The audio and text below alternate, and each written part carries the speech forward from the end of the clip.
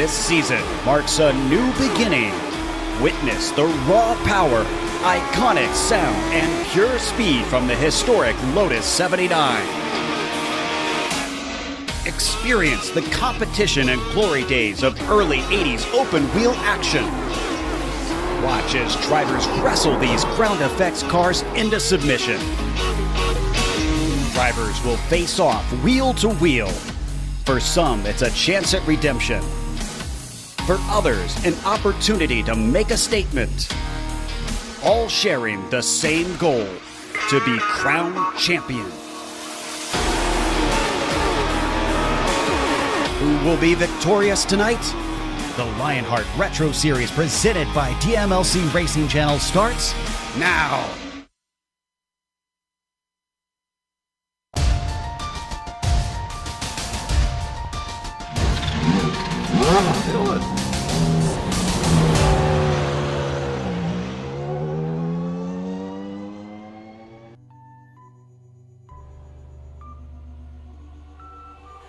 Competition, commitment, excitement. This is Lionheart. From Auto Club Speedway, it's time for the Global SimRacing Channel's coverage of the Lionheart Retro Series. Season 4 Championship Round, presented by the DMLC Racing Channel. We are all gamers, and HyperX is always ready to game, and this, from Auto Club Speedway, is the DMLC Racing Channel Race for the Championship. All the simulated retro Lotus 79 action, from green flag to the victory donuts, and tonight, the championship celebrations will stream your way live as they happen here on the iRacing Esports Network, actually on the Global SimRacing Channel here tonight. What once was a steel mill now sits the biggest racetrack on the West Coast. And from that spot, we welcome you to another GSRC broadcast and sim experience. Countdown to the green. Alongside of Brian Yatzik, I'm Jason Galvin, joining you live up here in the virtual press box for tonight's DMLC Racing Channel Race for the Championship action. Sean Ambrose, our fearless leader, has director duties, and all the great camera angles come to you tonight via our good friend Dougie Beard. Auto Club Speedway started out as California Speedway, my home track. Roger Penske's dream was to bring big-ticket open-wheel racing, and yes, some stock cars as well, to Southern California. It sure hasn't disappointed over the years. From photo finishes to breathtaking crashes, the 2-mile behemoth is a fitting coliseum of speed to wrap up another fine season, the Lionheart Retro Series here on GSRC. To learn more about this beautiful facility, let's turn things over to our GSRC track guide.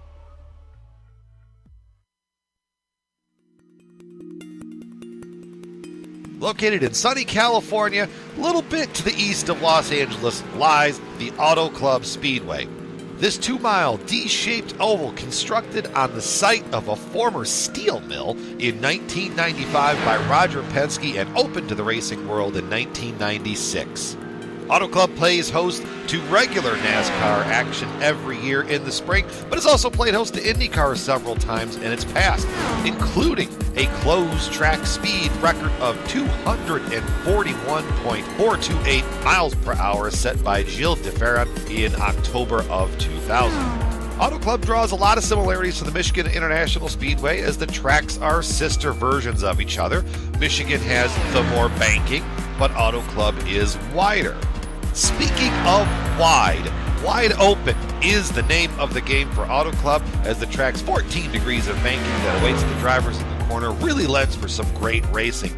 It is not surprising to see them 3, maybe even 4 wide in the corners here. Auto Club is notorious for chewing up tires, so as the driver you have to make sure that your car goes fast, but then you also have to make sure that you can keep the tires on it. Auto Club also has not been repaved since the track opened, leaving the track surface to become very bumpy, especially on the backstretch and down the front stretch. All in all, Auto Club is a staple of every series that comes there. Drivers love the place, fans love to watch races at this place. Put it all together, and you have a recipe for surefire success. This has been our guide to the Auto Club Speedway. Enjoy the show.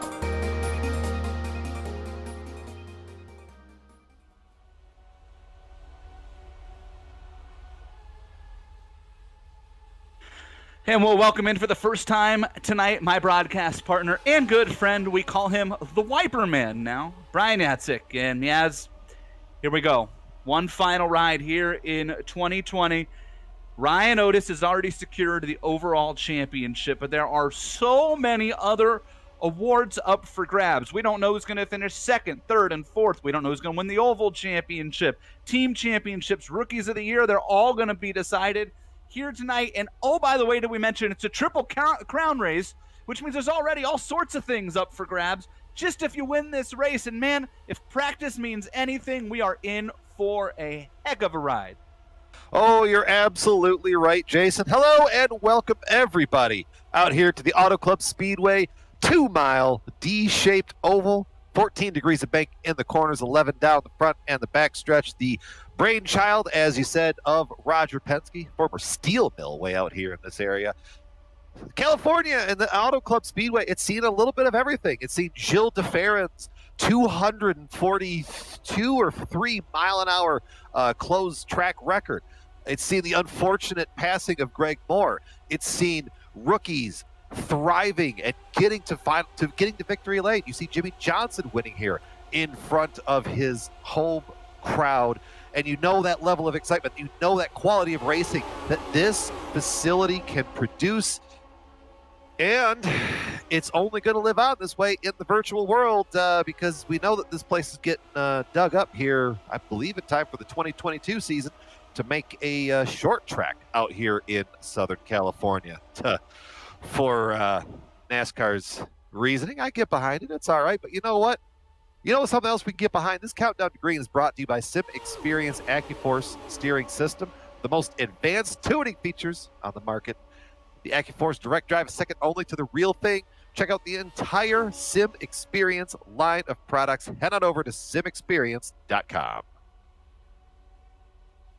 Take a look at some of those aforementioned standings that we talked about coming into base here tonight, and there's the big one, and there is your season champion, Ryan Otis, back to back here in the Retro Series for the Oregon native and autocross superstar in his own right.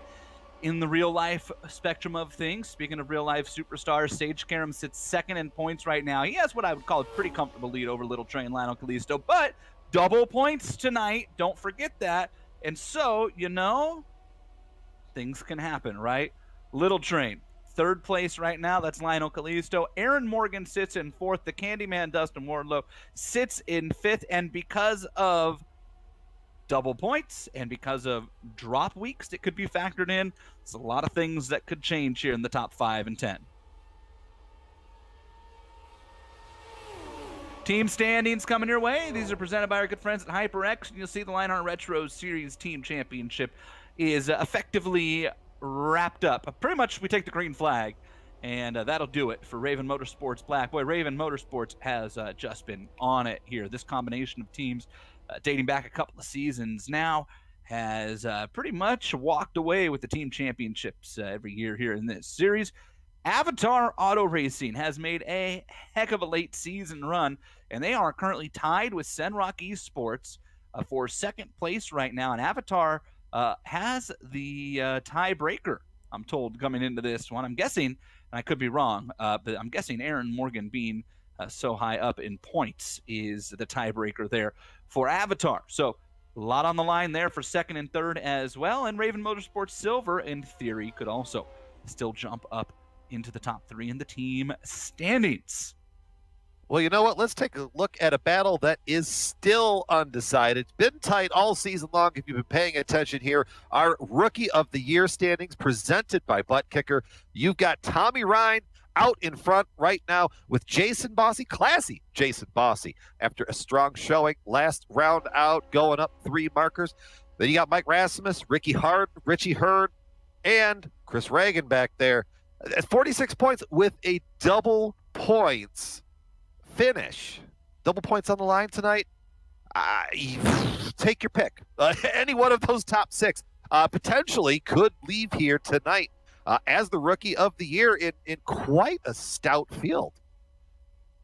There's a very, very stout field for the Rookie of the Year standings, and by some of those drivers, like Mike Rasmussen, who didn't come into this series until the middle of the season, and somehow has a chance to win that award still. So super, super competitive field of rookies here in the Retro Series. Of course, the Lionheart Racing Series is powered by HyperX. It is the premier open-wheel racing league on iRacing with 2 great series. Tonight, you're going to see the Lionheart Retro Series presented by DMLC Racing Channel wrap up its season here at Auto Club. And then on Sunday afternoon, I'll wait for my director to double correct me because I might also end up missing the race if I'm wrong on this. 4 Eastern, there we go. See, I was just going to say, I think it's noon Pacific. Turns out I got an extra hour to sleep in on Sunday. Woohoo. 4 Eastern, 1 Pacific, right here on GSRC. You can watch the Lionheart IndyCar Series presented by First Medical Equipment. And there's a championship to be won and decided still on that side of things as well. Of course, the Lionheart Series named after and races in honor of the late, great Lionheart himself, Mr. Dan Weldon. We are qualifying for tonight's DMLC Racing Channel race for the championship here at Auto Club. I think there's about 25 or so cars currently entered into this event here, including the DMLC Racing Channel stalwart himself, Mr. Mark Cohn, the league sponsor. One of the league admins is participating in tonight's race. Tyler Graff in here on a one-off appearance as well. So have a couple of quote-unquote ringers sliding over from the IndyCar side of things. Getting some extra laps out there. Getting ready for Sunday's event. Mark Cohn, Tyler Graff, believe participating in that. Let's look at the series details. Season 4 here presented by Minus 273, the premier name in karting gloves. Their industry-leading gloves are super lightweight, super durable, made of breathable poly spandex. Whether you're a kart or a sim racer, Minus 273 gives you the control to reach victory lane. For more information on Minus 273's full line of gloves and apparel, visit www.minus273.biz, and don't forget to use the code Minus 273 LHRS15 for 15% off of your orders. See how the 15 works? See?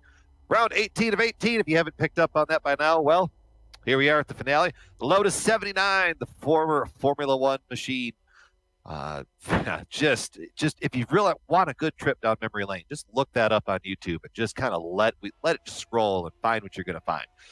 Adjusted fixed setup with cash and prizes totaling $6,671. Qualifying nearing a completion here at Auto Club Speedway, and let's take a look at the weather here for tonight's event in Southern California. It's nighttime. Fontana is just about 40 minutes or so east of downtown LA. Now, let me tell you, for all you who don't live in LA, it's about 10 minutes east of downtown LA by what you're used to. But by Southern California driving standards, it's about 40 minutes to an hour and a half, just depending on what time of day you leave downtown LA. It's in the 80s. Look, weather shouldn't be too much of a factor here tonight. There's very minimal wind as well, and things should move right along. Qualifying is complete for the final time this season. We're done qualifying, and that means it is time to show you our starting grid for this evening's championship finale, the Lionheart Retro Series. The butt kicker starting grid, and check that out. On the pole, classy Jason Bossy up there with pole win number 2 in his career. He edges out Sage Karam by 2 thousandths of a second. Ricky Harden, and hey, Mark Cohn, series sponsor. Great qualifying run for him up there in row 2. There's the champ Ryan Otis and Trevor Malone in row 3. David Clymer, Chris Fowler, they're in row 4, and row number 5. Mike Rasmus, the rookie sensation, and Paul Jenkins. In the 6th row, talking about edging each other out here. Look at the 2 lap times there from Aaron Morgan and Tyler Graff. Right, pretty much down to the nose. Aaron Morgan just getting that little bit more out of it. Scotty Holmes there, 13th. Dean Montegrama in 14th. The Candyman can in Dustin Wardlow. Can he win here in Southern California? George Anzaldo, series founder, there in the 16th spot with James Paulson and Tommy Ryan leading the Rookie of the Year standings, making up row 9 with row 10 going to Bobby Mikes and Lionel Little Train Kalisto. Yeah, Little Train continuing the don't qualify and see what happens trend that he's had here in the 2020 season. Finney DeCunha, Mike Rigney, row 11. Chris Reagan, Ryan Corns, row 12. Richie Hearn and Tyson Landis back there in row 13.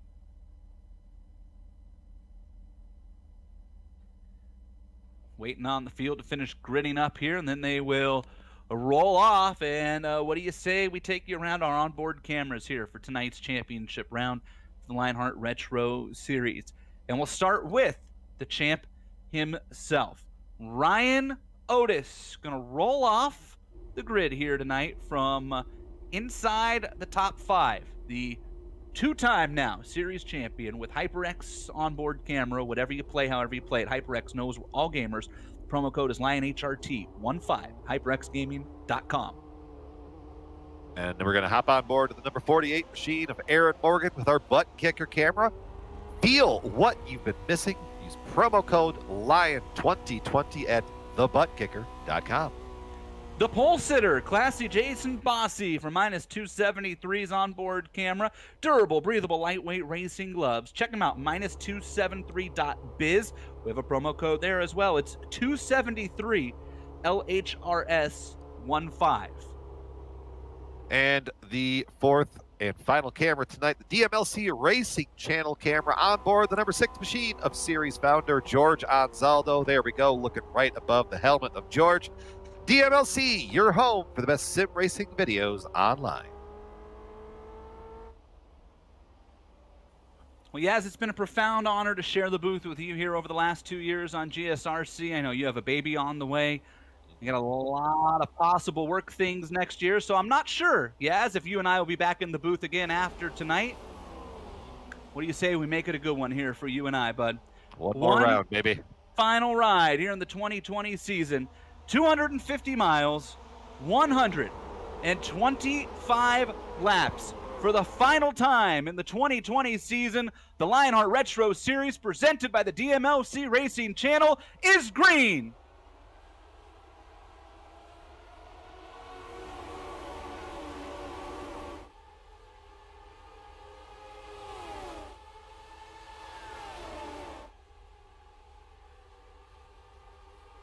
Field working their way around turns 1 and 2. Jason Bossy getting the momentum off of the turn 2 for the first time tonight down the backstretch, sporting a brand new paint scheme. So keep an eye out. Adjust your screen. But hey, adjust your screen even further. You got Ricky Hart and is that Sage Karam going to the way outside, trying to make the third lane work in turns 3 and 4.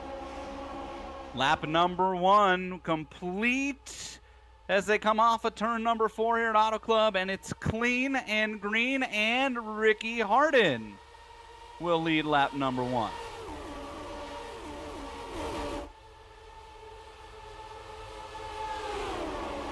Fans of Ryan Corns, been just a quick update, battling some internet demons early in the event, dropped and connected several times. So just a quick update there, but look at that, 3 wide, solid connections across the board from everybody. That's Ryan Otis poking his way up there. Is that Mark Coe, the Watchman?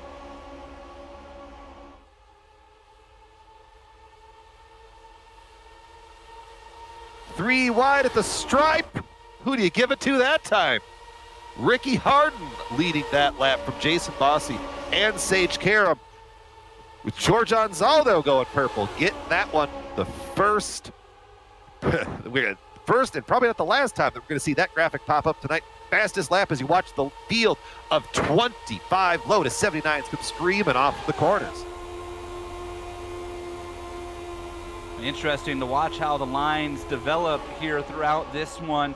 This is a very, Yaz, it's funny, most people think this is Michigan's sister track, right? Roger Penske. I mean, when they built this track, Roger Penske flew the San Bernardino County City Council to Brooklyn, Michigan, your home track, to take a look around and say, look, here's what we want to build, but we want to build it in your county, right? And so because of that, everybody goes, well, this is Michigan's sister track. Let me tell you, think about the only things similar to Michigan are the colors of the grandstands and what the track looks like from space. You're about accurate. They are similar characteristics, 2-mile D-shaped, big, sweeping ovals. But you're right. If you spend one lap on both of them and you just notice the absolute differences immediately. Both of them putting on fantastic racing, but goodness gracious, look at this up front. This feels like it's just going to be, if you're looking for a problem in the first part of this race, remember, kids, we're going 125 laps tonight. Patience, patience, patience, right? I mean, what's that to finish first? One must first finish. That's what I hear. Well, I'll tell you what, those 17 cars are in that screenshot. They didn't hear that. Well, I got to tell you, I love Jason Bossy, the paint scheme on that car. That came around, I think, later on in the year. But that's first off, it's a unique scheme, that kind of more like lighter blue.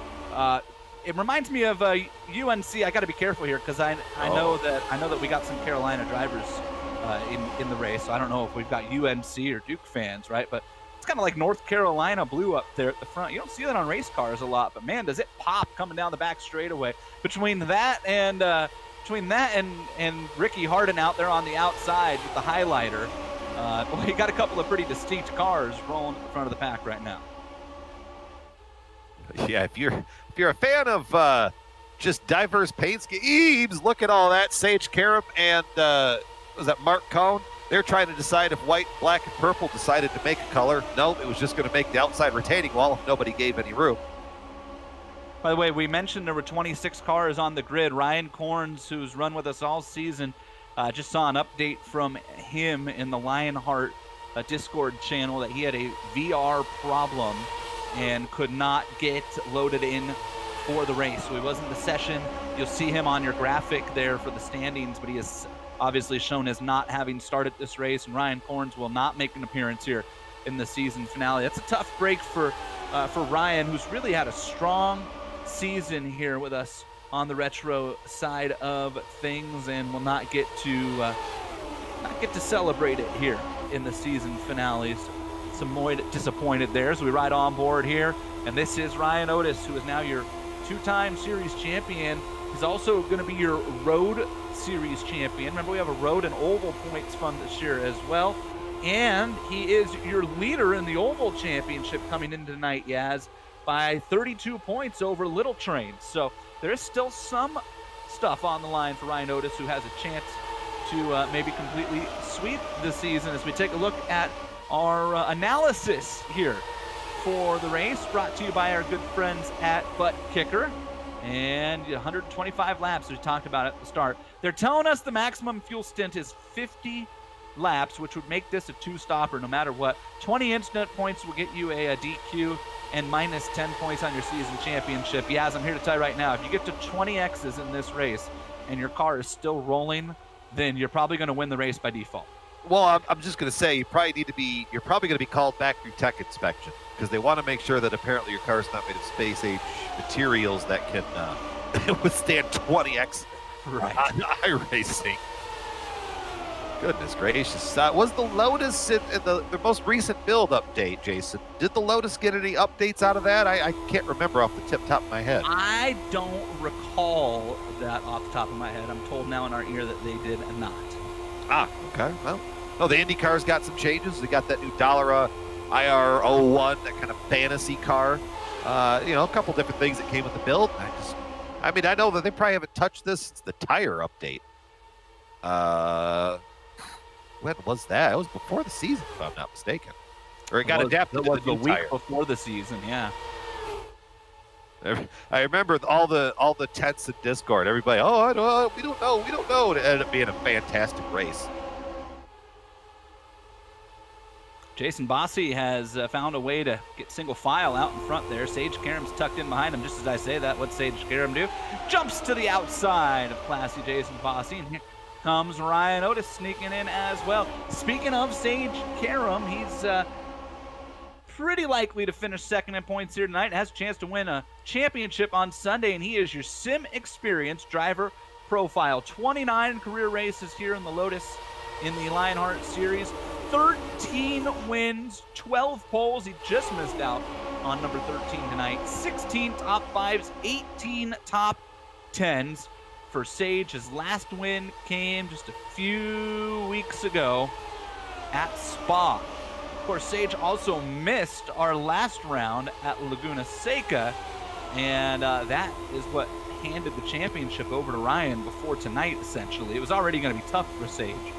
And then scheduling conflicts caused him to miss that event. Sage crosses the line. It's got a nose out in front of Classy Jason Bossy, and he has the lead right now. Boy, things are getting tight behind him, though.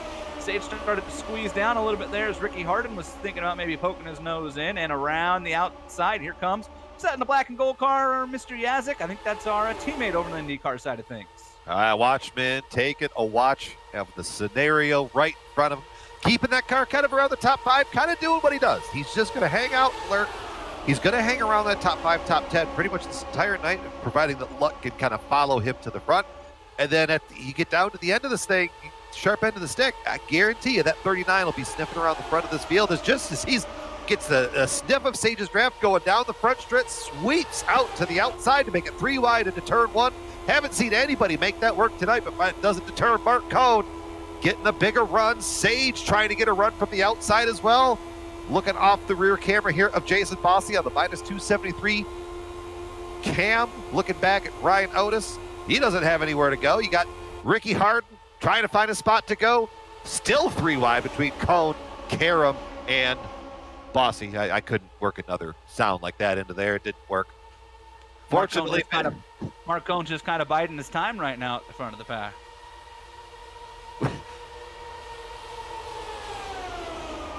Absolutely. I'm here for you. I was trying to think of a Trump joke to balance that out because you said Biden, and I know how you meant it, but it just would have been funny. I hadn't even thought about that. I would have given you a lot of props had you been able to fire one off there. It didn't quite. Not safe for work. Yeah, not safe for work. Probably best. Yeah, no. You're right. That had nothing to do with the president-elect. I was, it's an old saying about biding your time. Anyway. It's just a fun pun. It's a fun play on words. It had more to do with the Watchmen and time and all the time jokes that we moving. Man, I'm never going to be able to use that joke in the same. I just thought about that. Way to put a damper on tonight's festivities, yeah. It's got 109 laps left, and now I'm bummed that I'll never get to use that joke again. Well, sorry. Hey, Tyler Graff's up there in the top 6 right now as well. He's worked his way up along with Mike Rasmus. I was going to say, look at that Tyler Graff. Every time I do it makes me laugh. The joke that maybe 4 people watching this video will get, and I'm glad they'll get it. But Tyler gets it. Exactly. That chapped Tyler at first, but I think you and I have worn off on him enough to he now lets it roll. If you're gonna run, we gotta head up too much. Let it roll. Too much Tyler Graff right there. Yeah, man. If you spend enough races in our Discord channel on the IndyCar side of things, you kind of have to be able to poke fun at yourself because if you can't, you're going to take your helmet and go home crying to mom at the end of every race. Yeah, it's kind of like a city council meeting, but with a 2-drink minimum. That's our Discord. Reminds me of the time that the city of Santa Clarita, where I grew up, somebody came to the city council meeting and demanded that city council force McDonald's to carry the McRib year-round. Oh. And yes, if you've seen that video, that's my hometown, folks.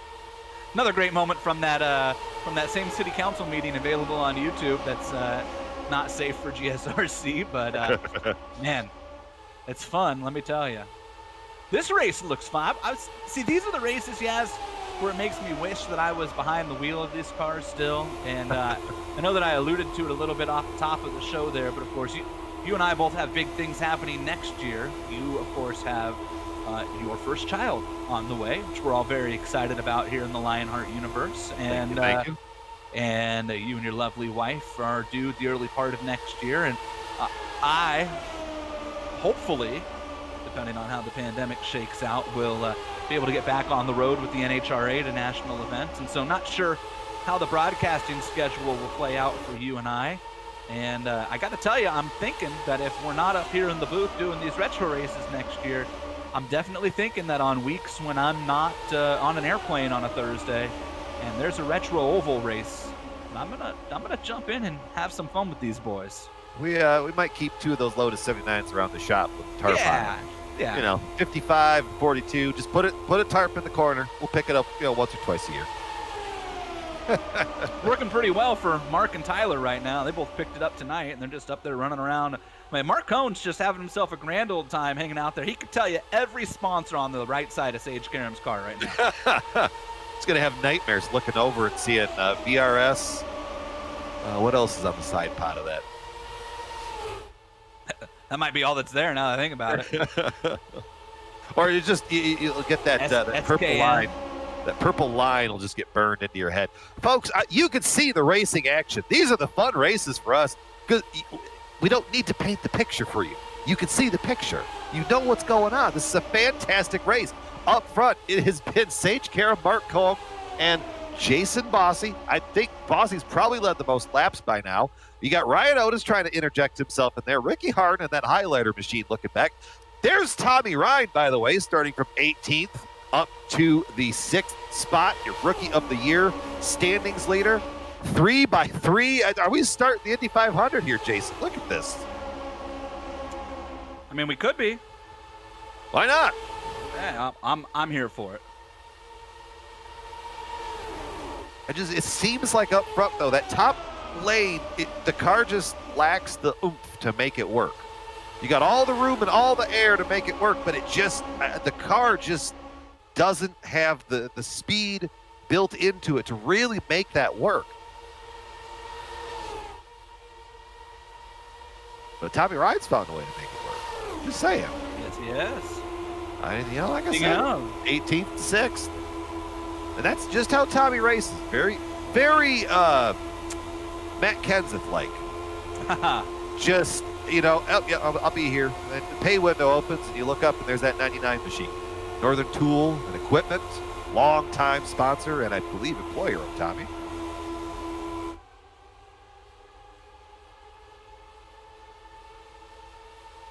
Yeah, for the folks up here in the Midwest, we know what time it is.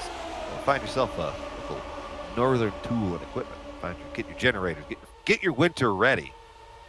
So say, isn't there a nor'easter happening right now? On the east coast. Yeah, well, isn't that why they call it a nor'easter? Well, yeah, I guess. Do you get those in Michigan? Look, I thought you just get snow. Yeah. It comes from all directions. North, east, south, west. I mean, watched it come in sideways. That was fun to watch on the radar. Storm blew in basically the opposite way from like Toronto up north. So I was able to talk to Krobach about it because my friend Michael Krobach there, living out there in Toronto, he's able to kind of give me the down low on the storm before it got all the way up to me. Spoiler alert. Sorry about it. Oh, spoiler alert. It sucked just as bad. I'm just wondering if he was sorry. It's the Canadian way. So, yeah, he probably didn't apologize for it. Still 3 wide up front. Hey, we're halfway through the fuel run if George's numbers are to be believed. I've come to believe that George lies about fuel numbers sometimes just to benefit himself. I've just learned to take it and go ish.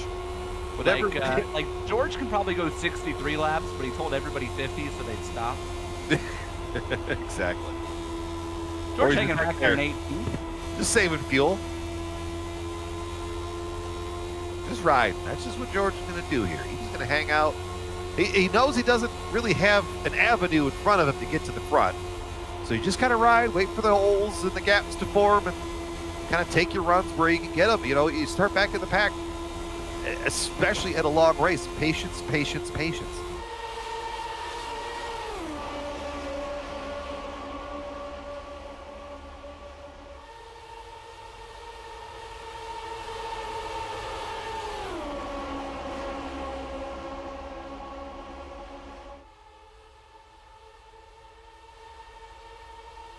Jumping back up to the front, you see Mark Cohn, trying to get to the outside of Sage Karam. Sage taking it a little high into turn 3 here, still 3x3. Ricky Hart trying to find a way through as well. Mike Rasmussen kind of floating back up towards the front of it. Bobby Mikes starting 19th up to 9th. Lionel Little Train Callisto 20th up to 10th. Some early movers here with 28 laps on the board. Beautiful camera angles from Dougie Beard. See the thunder of those cars going off into turn 1.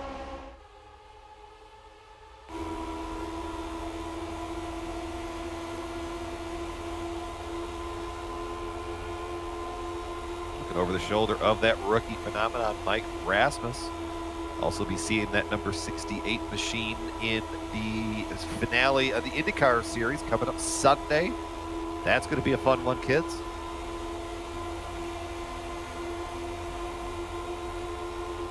Yaz and I have our, we've got our, what's the portable toilet ready to go for the seat next to us, and refrigerators installed. 250 laps in the IndyCar here. I got to start doing forearms at the gym, I guess, because I don't know if I'm ready for that. I thought 200 laps in Indianapolis was bad. Of course, you guys, you ran 250 laps at Michigan, right? Mm-hmm. Yeah, I don't remember that. I got all the way to lap like 7. Yep.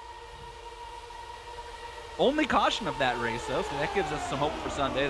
That race might actually just kind of breeze by if we get 250 caution-free laps. Absolutely right. Here in, might not be as pack racing as we're used to seeing, but those guys out here on Sunday, we'll figure out a way to make it exciting for you.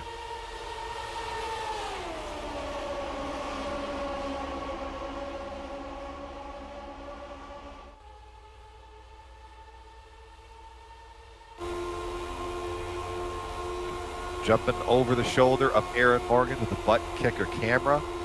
Seeing just the same thing that we were just talking about with George. You kind of get these roadblocks, especially 3x3.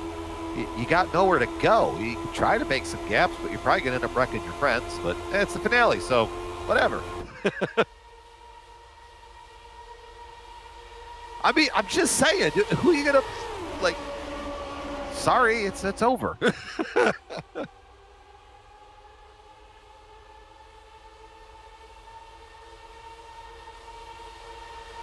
Still, this Lotus 79 and Auto Club Speedway do not disappoint year in and year out. Always a highly talked about event on the Discord. It's always mentioned. You always hear about it early. Then it kind of builds throughout the summer. Everybody starts talking about it. And then, boy, howdy, here we are. I mean, Jason, you being out in California where, there's actual other people, unlike me in northern Michigan. It looks like what's a major freeway out by you? Does this kind of look like a high-speed tie-dye version of that? Yeah, I mean, we could go with the 10 since that's the freeway that's just off the front straightaway here. Oh, there you go.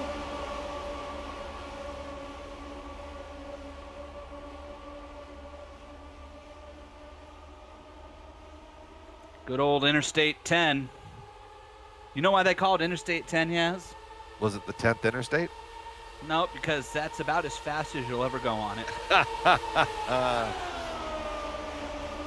Yeah, that's director Sean in our ears says till you get to about Indio. Indio's probably far. It's probably more like Beaumont. Like that, you got to get to the Palm Springs area before it opens up.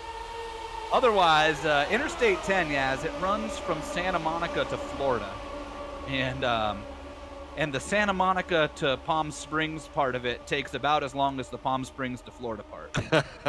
All right, that checks out. Makes sense. Michigan, we got I-75 that runs from essentially Canada to Florida. Hey. Canada to Florida, you say? Uh-huh. That's a heck of a trek. Yeah, it technically starts right at Sault Ste. Marie, Michigan, and you can ride it all the way to Florida. It's not the quickest way to Florida, but you can do it. Yeah, I mean, of course. Much better to take horse and buggy, right? Oh, yeah. Or a couple Lotus 79. You're able to steal them from the speedway tonight. Hey, you could borrow the 42 and 55. We don't need them back till next summer. Yeah. Just make sure, top off the gas. Make sure tires are aired up.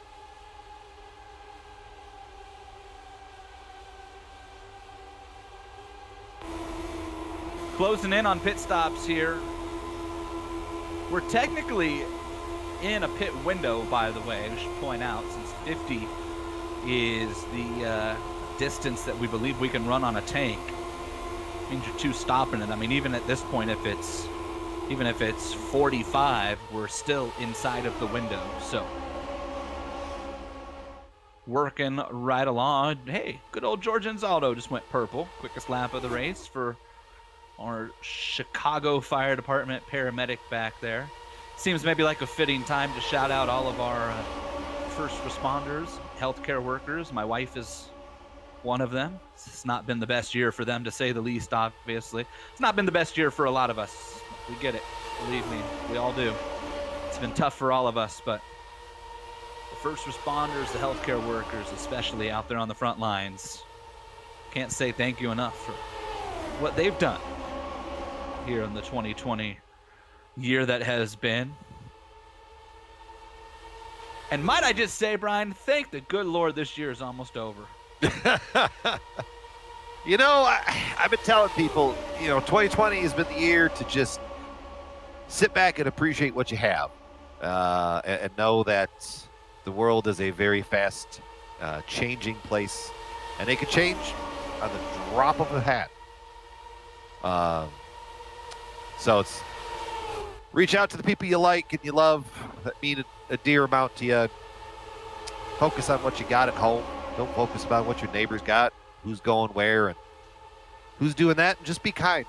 It's the only way I've been trying to get through 2020. Probably the best way to get through 2020, to be fair.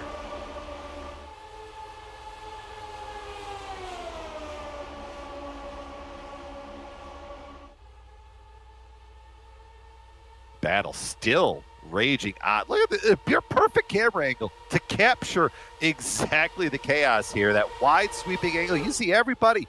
I mean, that is first through 25th in one big. Now we got a problem out in turn two. Put it out. Aaron Morgan, a 20 car. Chris Fowler. That is big news on a lot of fronts for Aaron Morgan to be in that. And that car is very tore up. Chris Fowler's car is so tore up. This is a unique one. Watch this.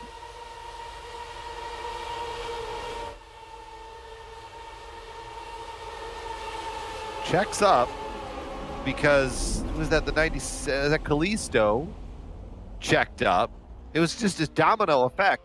Kalisto got cut off by Ryan, who then had to back off, so he didn't run into Ryan, and then Aaron Morgan backed off to not run into the next car, and then unfortunately for Chris Fowler, he was just the last whip there. Yeah. In fact, Aaron Morgan actually got into Little Train first. Well, it net coated because his wing kind of flipped up and then fixed right before he got hit. That's just, as you said, boy, you're talking about an unfortunate situation for Aaron Morgan and Chris Fowler, now both out of this race, as Aaron Morgan did take a tow, and you got to imagine they come around here, pit lane will be open.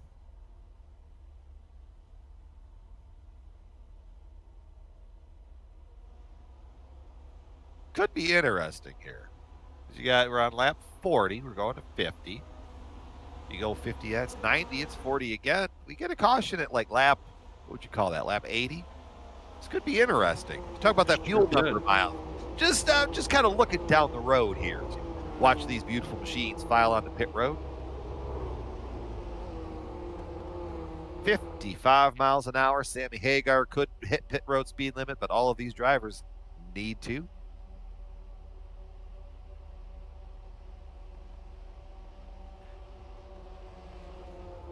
Pulling in. Sage Karam hits his spot. Chasing Bossy right in front of him.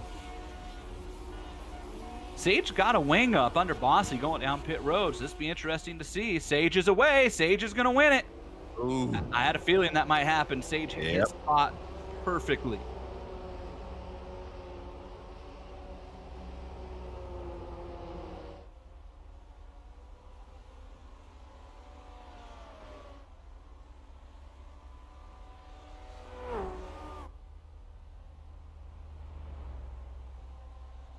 Seen how Bossy was able to dominate with the low lane earlier. Now it's going to be to Sage Karam's advantage. Let's see how this one shuffles up the deck.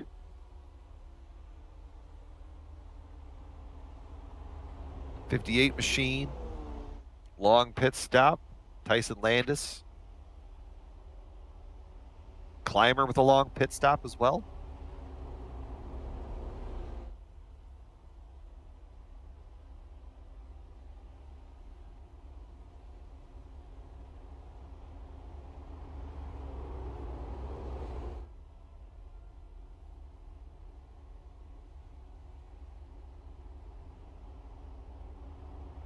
Field pacing under caution here. Should be get potentially the 1 to green here.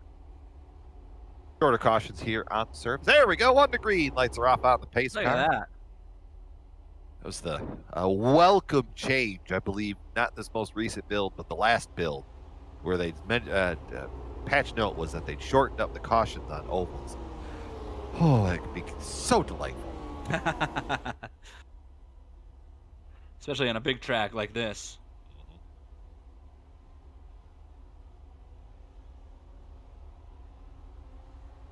So resetting the field here, Sage Karam getting off of pit road. It's in front of Jason Bossy with Mark Cohn in third, Ricky Harden fourth, the champion Ryan Otis there in fifth, Mike Rasmus sixth. Look at that, there's Tyler Graff there again at seventh with Candyman Dustin Wardlow eighth, Bobby Mike's ninth, and rounding out your top 10, Trevor Malone. Now give it a lap or two, that'll all be upside down again. But for right now, that's how at least got off the pit road. Looks like everybody's similar stops. I don't think anybody took tires at all. Something worth watching. I don't believe with the track temp where it's at, probably not going to be a big factor that we've seen on some of the other ovals here as fuel gets light and lifting off into the corner.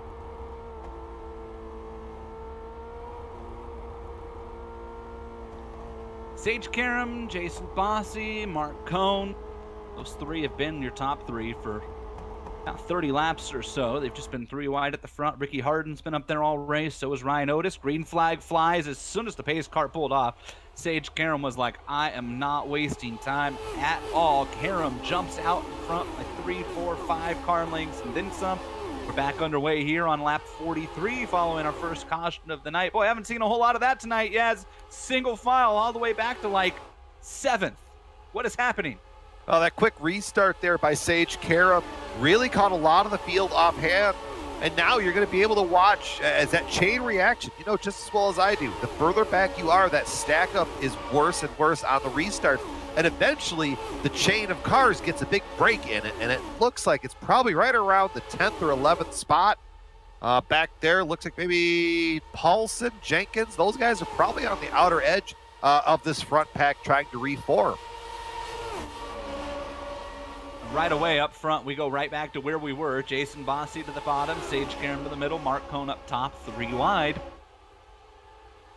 It'll be interesting to watch, though, to see, you know, will we have multiple little packs develop now, Yaz? It looks like we might. Remember, we had 25 cars basically in a pack for the first 35, 40-plus laps. Yeah, the first stint, it was just one big pack of 20-something cars. Now you've got about a pack of, let's call it the top 6 there with Rasmus. Then you move back to Graff. You got a pack of about 3 or 4, 5 back that way. Then you got a third pack forward back there behind Scotty Holmes. So it could be interesting just to kind of see kind of how this shuffles out, because now, like if you're a driver like Tommy Ryan who made that big triumphant charge up to the front to try to, you know, get as far up as you can. Well, now that pit stop really hurt you because of that quick restart. Now Tommy Ryan, who was a half a second off the lead now, or before the caution, now about 2 seconds off. But they might work on getting another caution here real soon. These guys really like seeing what happens when they put their tires real close together. It'll be interesting to see if that second pack can start to reel in the top 6 here. Fastest car on track last time, Mike Eleanor Rigney, actually. So the third pack is actually the fastest. Still 3x3 though. Big snarling. Let's kind of take a look here. Who's leading that second pack? Tyler Graff, Dustin Wardlow, lots of experience. Tommy Ryan, George Anzaldo. There's a lot of starts there. And a lot of these guys have worked together before on these bigger tracks to try to get these packs back forward or just close these gaps up. I think somewhere between them, they got to figure it out here. They are a little bit faster, but not fast enough to really make up a huge chunk of ground. But they might just start getting a very slight sniff of the draft of the 68 machine of Mike Rasmus here in the next couple laps. And once that happens, game over for that front pack being all by themselves. Tyler Graff is at the front of that next pack and has cut 2/10 off of the gap. So they are slowly chunking it away here.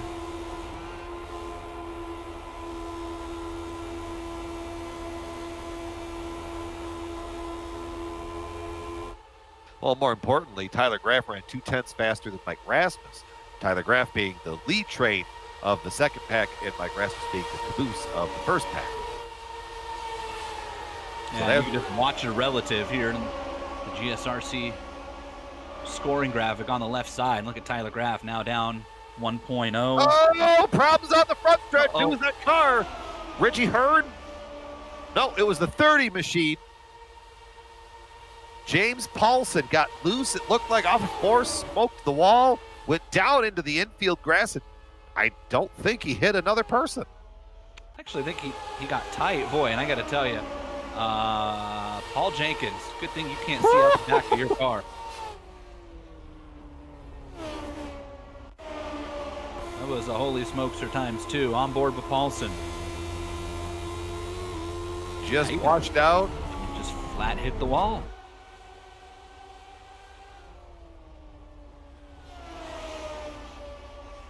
It's got a little bit of damage, left front wing there, and I mean, more importantly, he's totally lost the draft. So James Paulson, gotta be hoping and praying that we get another yellow at some point. Otherwise, it's gonna be the longest night of his iRacing life as we head back up front. And hey, look, 2 packs has become 1.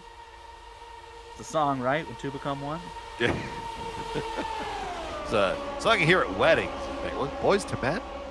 I'm trying to think. I have no idea, to be honest with you. No idea. Someone's going to figure that out and make us look smart. It was something like, it was one of those groups in the 90s that it was just the group band phase, but the other end of it. It wasn't the pop. Okay, it wasn't the pop. It was the soulful trend.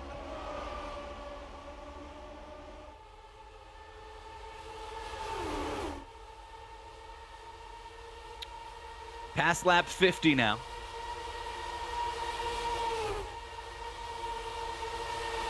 Mark Cohn, Sage Garum, Jason Bossy. I got to tell you, I'm not going to be upset, Yaz, if they come off of turn 4 like this on the final lap. I mean, we might make iRacing top 10 again. I think we've done that before. Yeah, I think we were 1. We 2. We've been 1 at least once. Okay. And we've been in there a couple times. There's a clip going around of this exact series and us at the end of the Indianapolis race this year. That's part of iRacing's big promo video. Which I got to tell you, I've done a lot of cool things in my life, but I would have never bet if you would have asked me when I was in college about my broadcasting career. Somebody said, "Hey, one day you're going to be on a promo video, and it's going to be you and Johnny from the World Outlaws and Mike Joy." And I'd be like, "Man, great! I really hit it big." And they'd be like, "Yeah, talking about video game race cars." Okay, like sure. that's not one that I would have put a lot of money on 15 years ago, 10 years ago, but it's pretty darn cool. I got to tell you that much. This is Paul Page. Hi, I'm Paul Page, and this is IndyCar Racing. Windows 95. I'm Bob Jenkins.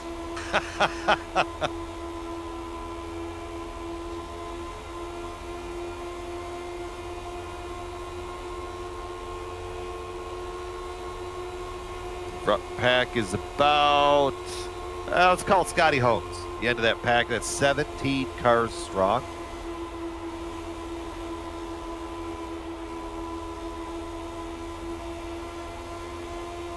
Still looking over the shoulder here, Ricky Hart. highlighter color. Ricky likes to stand out. Runs a pretty good stream over there on Twitch, Hardened into the Wall. So preferably when you're not watching us on a GSRC night, go over there and hang out with him. Just say, look, I'm sure he like what's the Twitch terminology? He's not podcasting it, right? But like, I'm sure you can go back and watch it archived. Yeah, archived. There you go. Yeah, I'm not a Twitcher streamer. Much apology. Well, I mean, come on. Yeah, Sean Ambrose in our ear is like, yeah, go watch it on another tab. It's like, no, I want your eyes here. Like, yes. Why did Dougie Beard work so hard on these cameras if you're just gonna go watch the 5th place car's view from the onboard? I mean, Dougie Beard didn't make that onboard. He made these. He made these beautiful cameras. Goodness gracious, look at this. 3x3. A lot of the more seasoned drivers are just kind of laying and waiting right now. Just going, okay, we've still got a good chunk of race left. We're just going to take our time. Lap 56 of 125. Here is a movie I have seen before. And I know how it ends almost every time. Celebration or tears? Yeah, more often than not, it goes to the former. To the latter, I should say.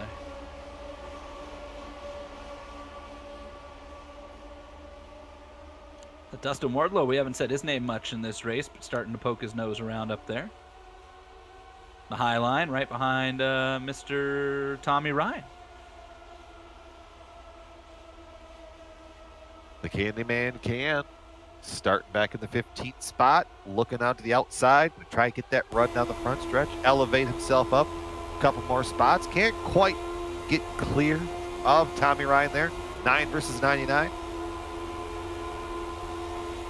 Always makes me chuckle when that happens on screen. The 9 and the 99? Yeah. Divorce Candy special up there. I've not looked to see if it's too late to get your DeWars order in and have it delivered by Christmas. It might depend on where you're at. I'm told in my ear, quote, not at all. So, yeah, DeWarsCandy.com. DeWarsCandy.com is where you want to go.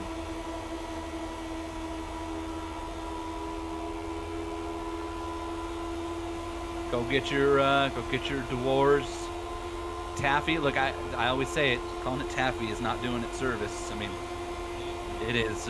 It's handcrafted, filled with homemade fillings, different nuts and flavors. They are delightful. I'd never heard of DeWars until I moved to Bakersfield, and I will never live the rest of my life without it. Doesn't matter where I live.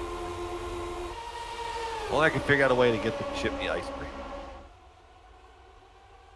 You know, that'd be fantastic, wouldn't it? To ship you ice cream? Why not? It's 2020. We got to figure out a way to ship ice cream across country. Yeah, I'm not opposed to it. Yeah. Could put a man on the moon. Could put phones in everybody's pockets. Come on. This is the year. Someone needs to figure this out. If you believe we put a man on the moon. I was listening to that album today. Oh, yeah? Just pop that up. A little REM action. Dude, I could listen to REM all day. I can't sing it very well, but I can listen to it. Does have a bit of a unique voice that more baritone that you and I have. Not going to quite work. Double 3 wide up front. 3x3.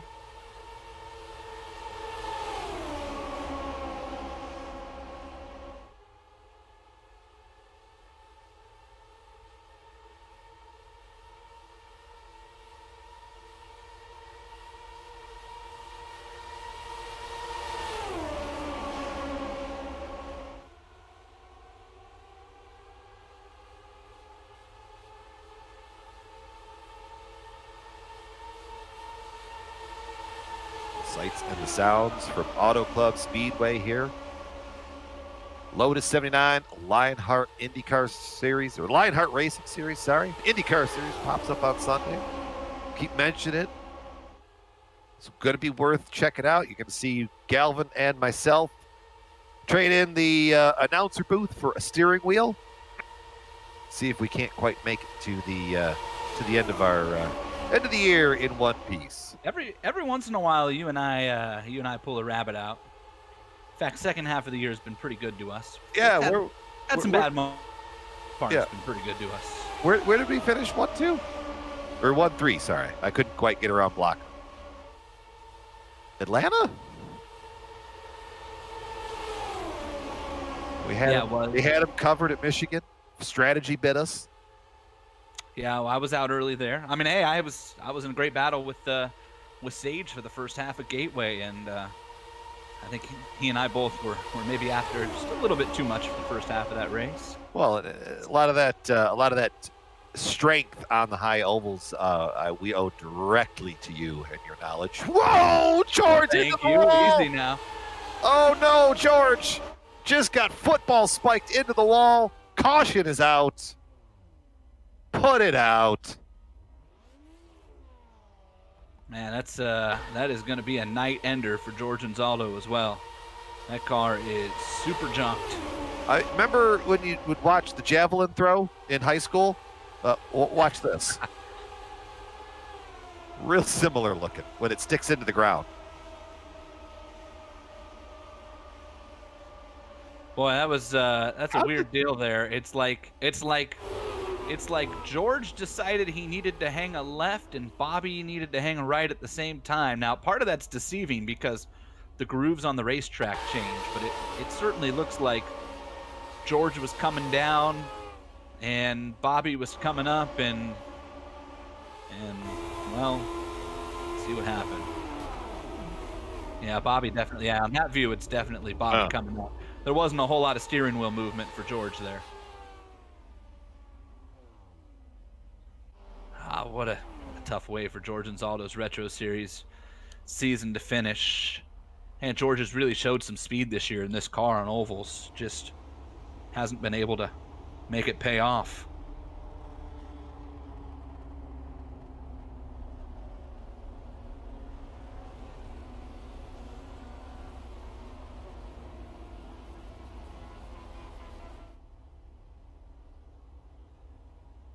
So caution number 2 here. We're on lap 65. We are not in the window to the end of this race. We're 10 laps short.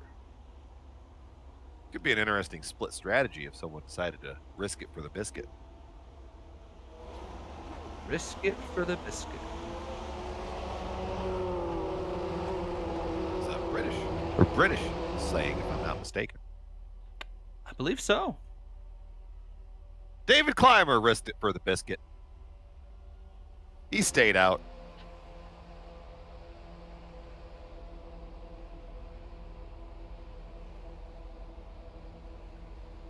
Just outside of the fuel window, 60 to go. Let's say we get rolling again, 58 to go. You're gonna need a yellow or two. Real creative, yeah. You're gonna need a yellow or two. Maybe if you're one of the guys in the middle of the pack, potentially. But odds are not in your favor.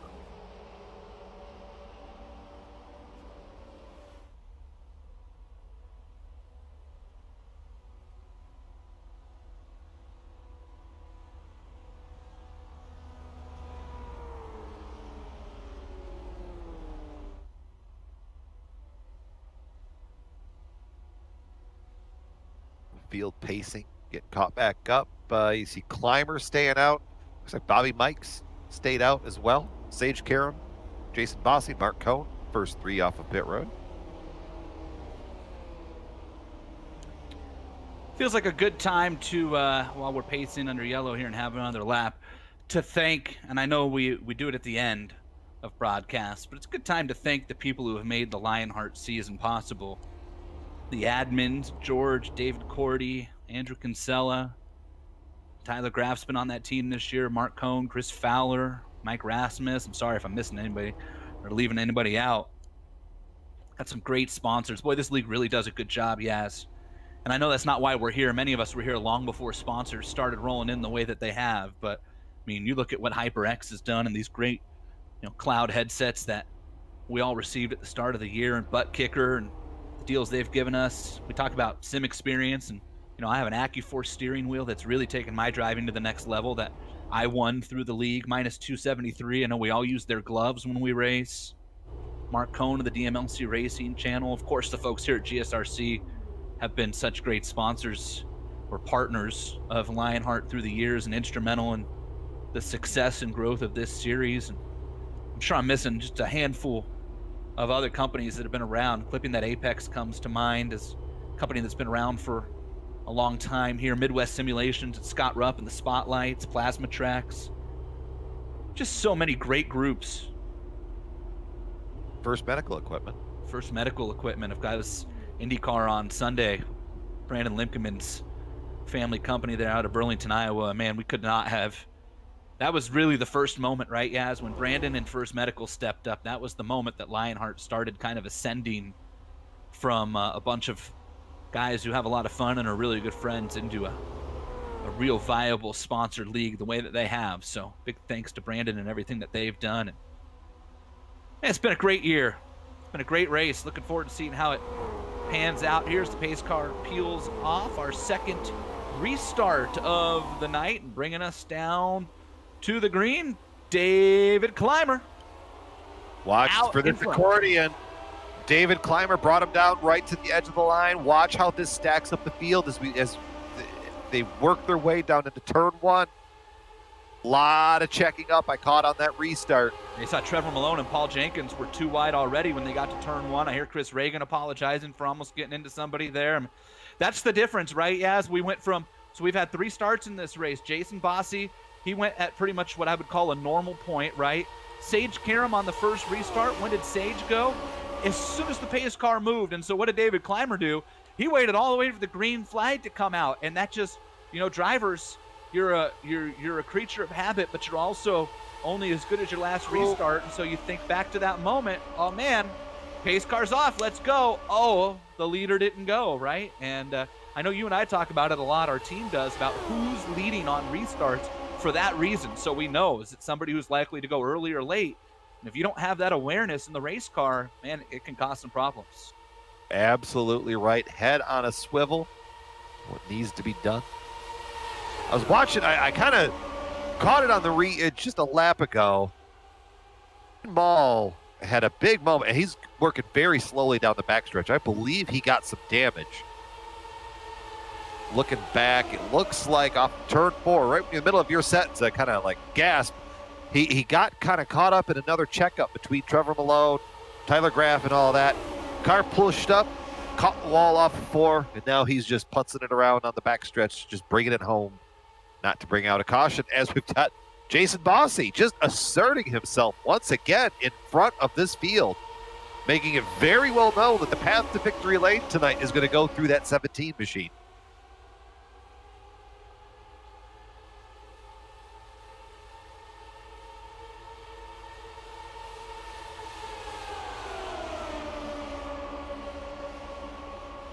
Man, if Mark can get that a high lane working, man, he'd just have so much more fun with it. It's just, he gets the middle of the corner, it just stalls out. You build back all of your momentum. It's gone again. David Clymer did stay out on that restart. About 20 laps left in the tank for him on fuel, so a caution here. A caution somewhere down resets it, but he would be good to go probably from that point forward, whereas everybody else might be a little closer.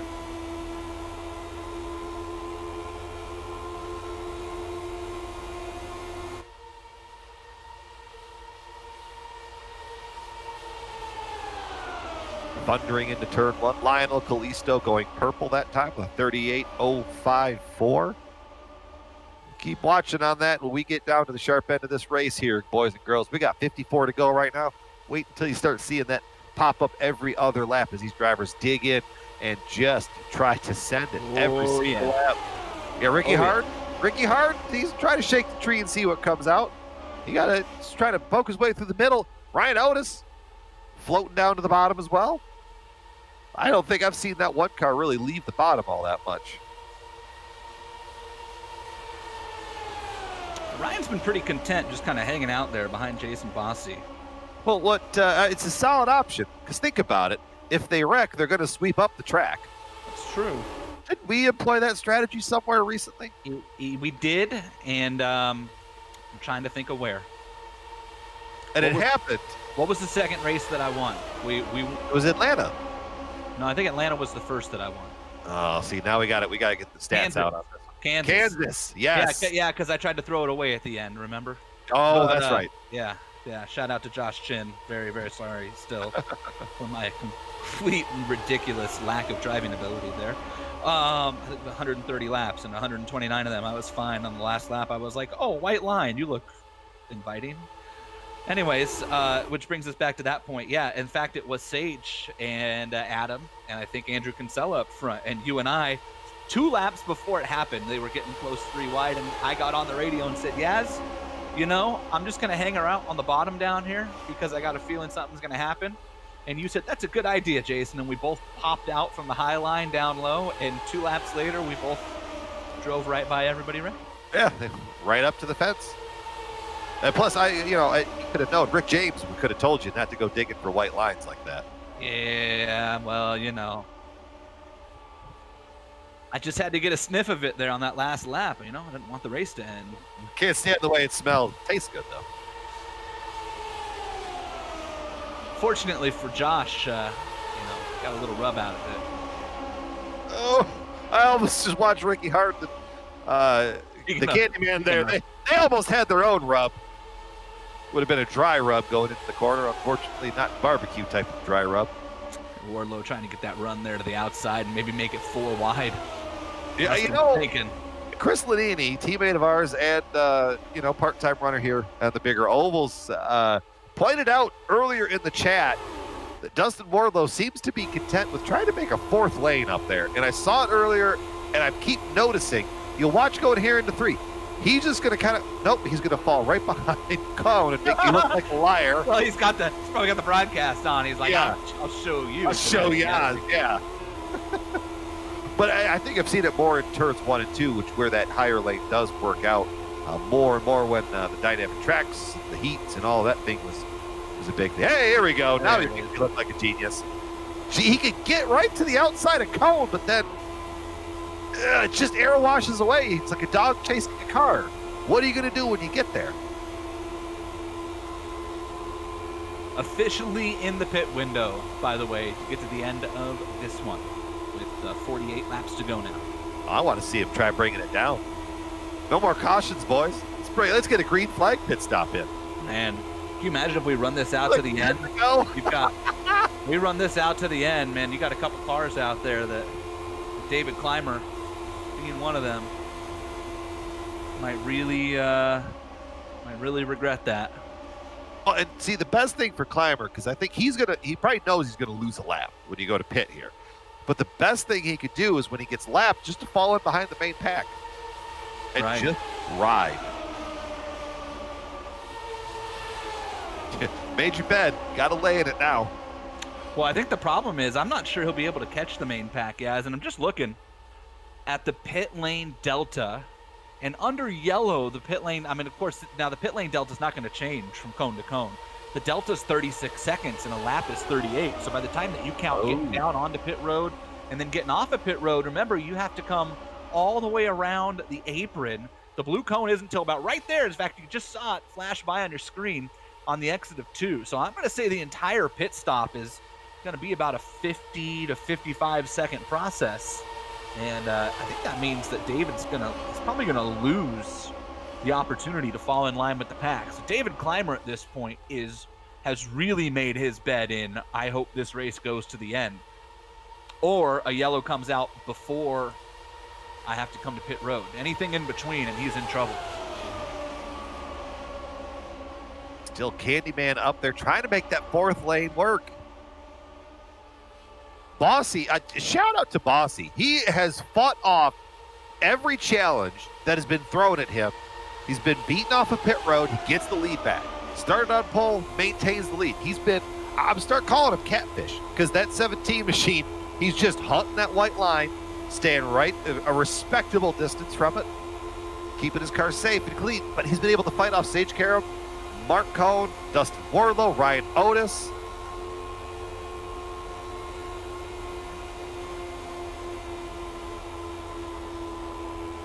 Boy, they're getting awfully tight back there. Look at onboard. GSRC onboard there, the minus 273 cam. There you go. You get that wide angle shot back. It was a beautiful shot where they'd stacked up 4 wide. Not quite as exciting as when I sent it 4 wide at the Indy 500 2 years ago, but. What was the finishing result of that? Well, netcode got me. From you, actually. I do recall that, yeah. Yeah, I do recall that. It worked when it worked. Worked right up until it didn't. Boy, speaking of working, look at Wardlow almost, and I mean almost, that time, was able to hold the outside line off of 2. And it was at the last second that Mark Cohn cleared him, was able to kind of jump up in front of him there. I'm curious if Dustin can ever get a good enough run through 1 and 2 that he comes up out of turn 2 and is able to keep his nose outside of Cohn, what that would do to this lead pack. Because I almost think Wardlow could use that to slingshot around everybody off of 4. I think you're absolutely right. Who knows? He could be doing a little bit of R&D work right now. Like, go up there, try that 4th lane. What can I do with it? You know you're not going to fall too far back, and if you do far to the back of the pack, you can get your way back through it. So why not use this time with 43 laps to go to really kind of sort out, hey, can I make a hole here? Can I get through this pack of 3 cars that have been running side by side for, well, let's see, what lap are we on? We were on lap 83. They've been side by side for probably 80 of them, minus the pace laps. Under caution.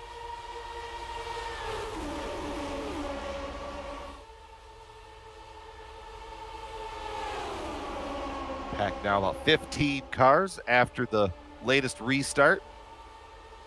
There's a name I don't think either one of us have said tonight, except for on the starting grid. Finian Ducata in the back of that pack, the number 94 machine. Blue, red, and silver. There we go, jump on board. See his perspective. He's been very quietly just going about his day. Started 21st up to the 13th spot, has a clean car. Now he's in a spot, you know, that pay window that opens up, 50 to go. You want to be towards the front end of the field, and now he's found himself there. In fact, we're coming up on 40 laps to go this time around. And we are chopping laps off here. Coming up on the 2/3 mark here in this DMLC Racing Channel race for the championship, and that DMLC Racing Channel Nizumi car up there right now on the outside line, that black and gold entry for the Watchman and Mark Cohn. A great return to the Retro Series for Mark. Classy Jason Bossy continuing to lead the way down there on the bottom. Sage Karam sits in second. Sage Karam keeps kind of knocking off laps led by being in that middle line. Remember, there's been a couple times Sage has been out front and he has happily given up the inside line. Jason Bossy leads like 80% of the lap, and then Sage keeps leading when it matters most. A little bit of R&D, a little bit of researching there. I'm curious about one thing here, and I know sometimes Sage listens to us, but it's also Sage Karam, so he's probably thought about this. He's not dumb. But on the final lap, the inside line car can go down below the white line, and I'm just wondering if that might bite Sage, in the sense that he's getting that side draft off of Bossy now down the front straightaway. And this car, as you know, Brian, side drafts like nobody's business. I mean, this car might as well have invented side draft. But on the last lap, see right here, Jason Bossy can just hang a left and be down on that white line, and Sage isn't going to be able to get that draft because you can't put two cars down there. Caution, David Clymer gets bailed out. Caution is out. Put it out. Unless David Clymer's the caution. I haven't found the car yet. Bobby Mikes and the 30 machine. There it is. Oh boy, James Paulson. James Paulson's night goes from bad to worse. Yeah, is a good way to describe that. I tell you what, yes, we haven't done this all year. Why don't we let the fans make the call? Yeah, good idea.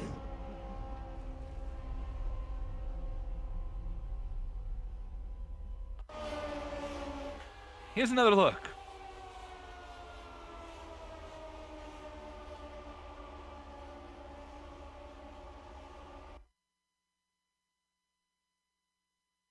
But it's a tough way for both of those cars' nights to come to an end. James Paulson and Bob Mikes, boy, they've both been involved in incidents here tonight. And now they're both out of this one on lap 88.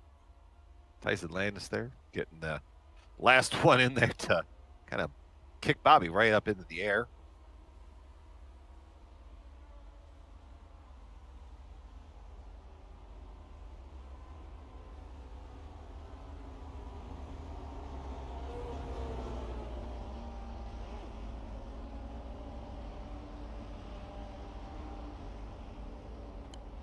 Well, I got to tell you, I think the pit crew's got to be putting the ice cream sticks down right now, because I would imagine that everybody's going to come here. Well, maybe not, actually. Those cars that all just pit, they might be banking on one more. Well, here comes Sage peeling off.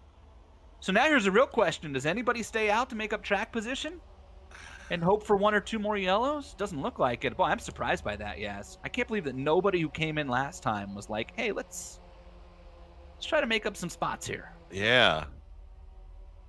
I mean, nobody. That is stunning to me. Especially, it's last race of the year, man. What do you got to lose? Right. Yeah, if you're in 12th in points and it's the last race of the year and you've never won a race and you're running around in 15th, like, do something. It'll be a matter of who can get their fuel guy to work the fastest. Sage is away, Hardin's away, Bossy's away. Hey, Chris Reagan stayed out. There's one car who was like, Well, send it. Well, you know, he was a lap down prior. Yeah, that's true. Never mind. It was a good story. It was a great story. I was looking for that one car that was going to stay out. Well, hey, let's get Chris back on the lead lap, right? Yeah, absolutely. I would have thought for sure someone would have stayed out. I'm just as shocked as you are, Jason. I'm looking back there and I'm thinking like Tyson Landis and Mike Rigney and like Scott Holmes, like why not? Like really, why not? But hey, not my race car.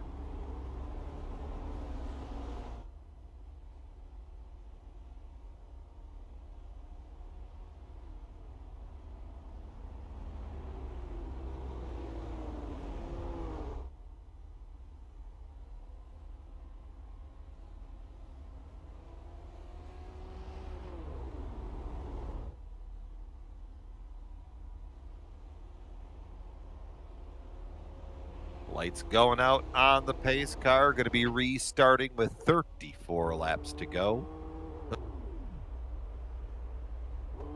Chris Reagan getting that wave around, so he's back on the lead lap. Quickie caution. So he's going to come out looking at the way better than he was before. I agree with Mitch in the chat right there. Time for the shootout.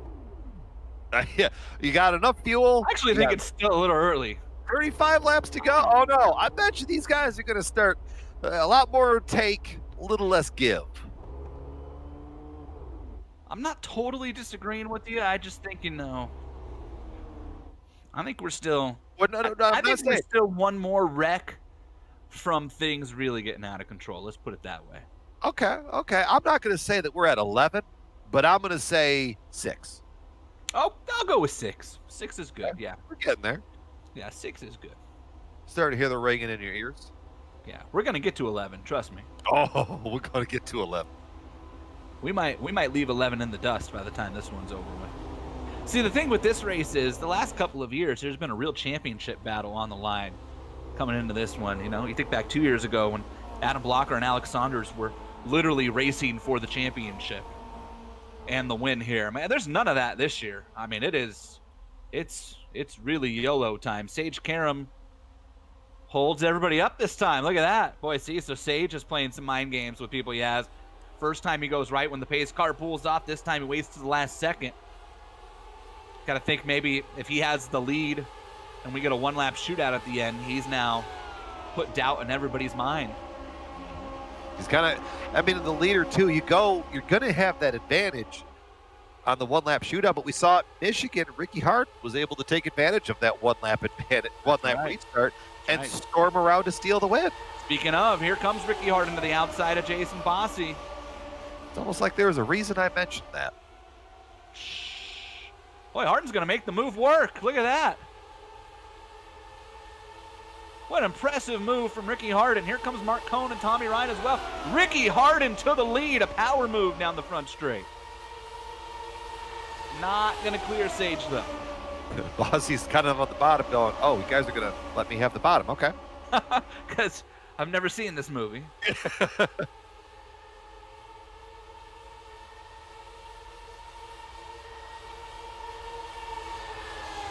Well, don't look now, but Tyler Graff has creeped his way back up there into the 6th position, just ahead of Dustin Wardlow and Paul Jenkins. The three of them have kind of separated out from the 2nd group. So we got an 8-car group up front. And then everybody else, basically. If this does stay green, that's the smallest pack that we've seen in the front of the field tonight. Otis must have had a bad restart or a slow pit stop or something. Back to the 10th spot. Hiding out in the top 5 all day. Finian, just mentioned him back in that 2nd pack. 2nd pack's got about 7, 8, 9 cars back in there. So they might be able, if they get it organized and get probably up to within a second of the Candyman or whoever ends up being the caboose of the front pack, they could pull themselves back, but that window's starting to get a little smaller.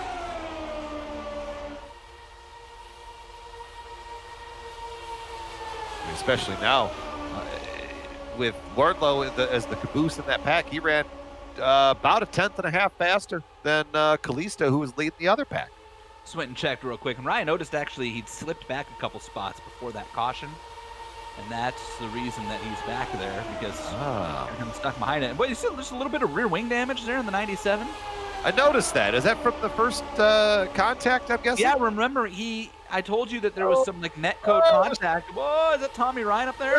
There's almost a lot of contact down the front stretch. You had Tyler Graff almost bumping into Jenkins, Wardlow, and Ryan almost had a moment. The top 3 almost had a moment. Okay, maybe we're at 7 now. Boy, Tommy Ryan might have just fallen back enough, though. It's going to sound crazy, but that might have just been enough to give that 2nd group a little bit of a tow. Yeah. Although I'm wondering, like we just said, Little Train in the 97 car has that little tiny bit of rear wing damage. And you just wonder if the straight line speed is affected enough to keep him from leading that 2nd pack up there. And Little Train was the car, as we mentioned, the first caution of the night when Aaron Morgan and the big checkup happened. Aaron got into the back of Little Train, and it was Aaron's front wing to Little Train's right rear tire, but the damage model on this car is just a little off in that regard, where it kind of views the whole back of the car as one big piece. Hopefully when this car gets the new damage model, that'll go away. Boy, the IndyCar, you're in for a treat on Sunday. If you only watch Lionheart races, you've not seen a race with iRacing's new damage model. The IndyCar just got it last week, and I mean, I hope that we don't test it, because that means we don't wreck and it's a good, clean race. But at the same standpoint, like if we do, you're going to see something. Boy, speaking of testing it, Tyler Graff is just testing his go-karting skills there. I think he saw Elvis. That's at one point when that car stepped out as he hit the transition on the front stretch there between the apron and the speedway. I'd like to criticize him for that, but we've already established tonight that I'm ill-advised to talk about hitting said transitions on said front straightaways. Be 27 to go when we get back to the line. Been a good one. Glad you're with us here on GSRC. Jason Galvin, Brian Yadzik, Sean Ambrose in the booth. One last time in 2020 for the Retro Series. Stick around after. We're going to crown some champions and some other award winners. Of course, we have the big announcement for the Lionheart Retro Series Driver of the Year. I know that's a coveted award in both Retro and IndyCar, the Driver of the Year awards.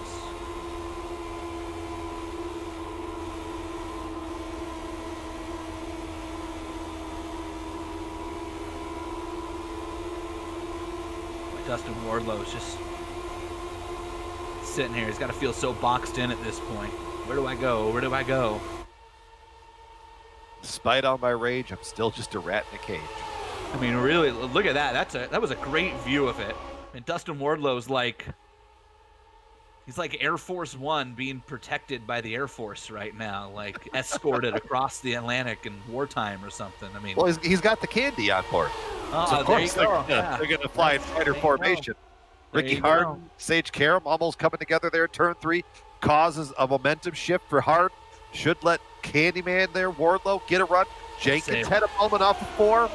Dustin's thinking about it. You can tell by the way the car was kind of creeping and creeping. He was like, man, can I just clear Ricky's nose? And he could not.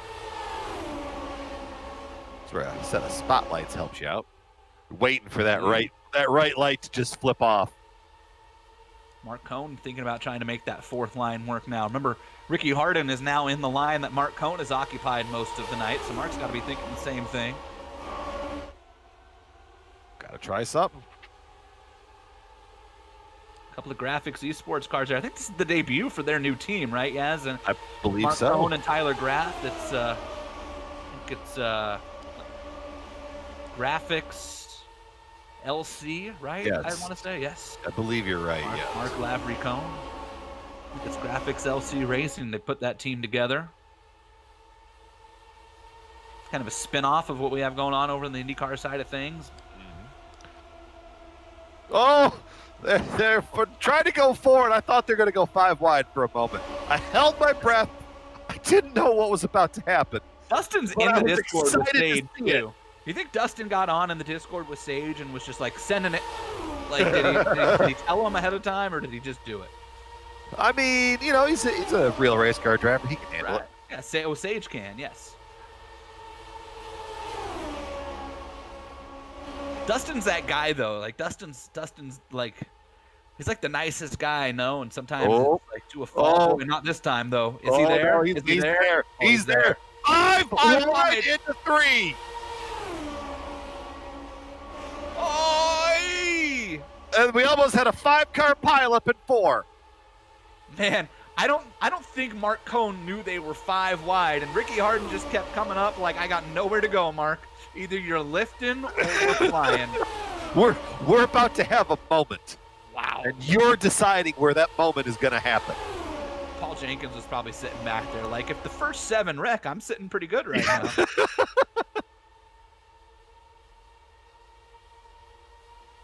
Meanwhile, that second group is slowly reeling this first group in. I don't think they're totally out of it yet. Rasmus now actually leading the way with Little Train, and Ryan Otis has slipped out of the top 10 for the first time all night. I'm going to tend to think that no one's out of it yet. Sage Karam returning the favor. Oh, no! Oh, Sage! Took himself out. Was trying to thread the needle through a gap that didn't exist. Took himself out in the process. Oh, he's going to spin it back up onto the track. Don't bring out a yellow. Oh, it's got to bring out a yellow. My God. No? Wow, no yellow. Wait, Sage Karam was doing donuts on the front straightaway, and here's the worst part for Sage. He would have got through that scot-free, but he hit one of those earthquake-induced bumps in the infield at Auto Club, and the front wing of that race car is destroyed. Well, now the front pack is down to 7. For the time being. Yeah, until Grim Reaper shows up again. Well, now it's Dustin Wardlow who's found himself in the sitting pretty spot that Sage Karam has occupied most of the night.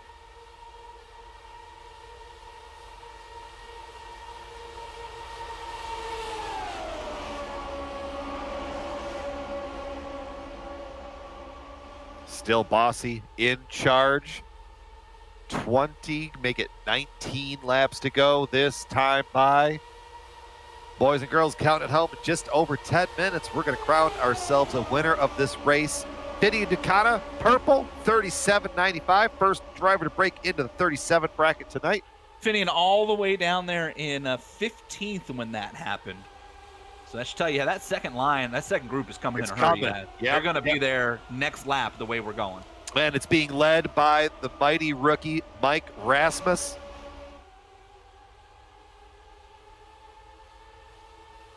Pretty much the Kimi Räikkönen of Lionheart, I feel. Very just non-flappable. He's just there. He is. Well, look at Rasmus is actually driven away from the group he's led and goes purple by a mile. 37.77.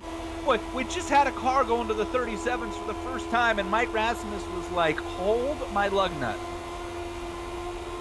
And also you got Trevor Malone back there. Rasmus is trying to make a fourth lane up there again. That's bringing Trevor Malone, Lionel Callisto, Ryan Otis, Rigney. That's bringing everybody back into this. Still Bossy out front with Wardlow and Ryan, Mark Cohn. Now that front pack is going to join up from about 7 cars to about 10 cars. 17 laps left. He has 2 laps ago. 2 laps ago, 8th place was 1.3 seconds back of the leader. 1.3 seconds now, Brian Jacek, get you all the way to 17th and the entire lead lap pack. Good. Only David Clymer and Sage Karam are not in the lead pack of the cars that are still running. Fantastic racing action. Oh, look how tight they are up front. Folks, tell a friend, tell a neighbor, tell your dog, put an iPad in front of them, and just tell everybody you know to tune in to the final 16 laps here at Auto Club for the Lionheart Retro Series Season 4.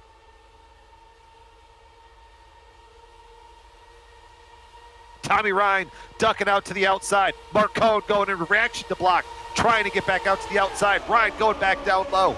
Got him 3x3 again, looking back through the pack, but still Bossy, Wardlow, Ryan, and there's Mark Cohn trying to get back up to the outside. There's Mike Rasmus. We just talked about him. Get back up to the lead pack. Move him up to the 5th spot. He's got Trevor Malone there. That's Lionel Little Train Callisto. Ryan Oda. Hey, look at that. We're back up to 17 cars again.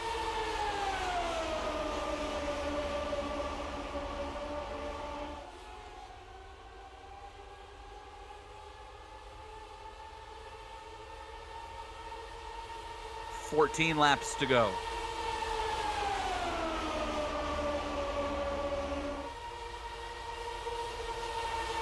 Jason Bossy led that lap by 3 thousandths of a second. Bossy and Wardlow going back and forth. Mark Cohn is just ending up about a nose cone short every time they come across.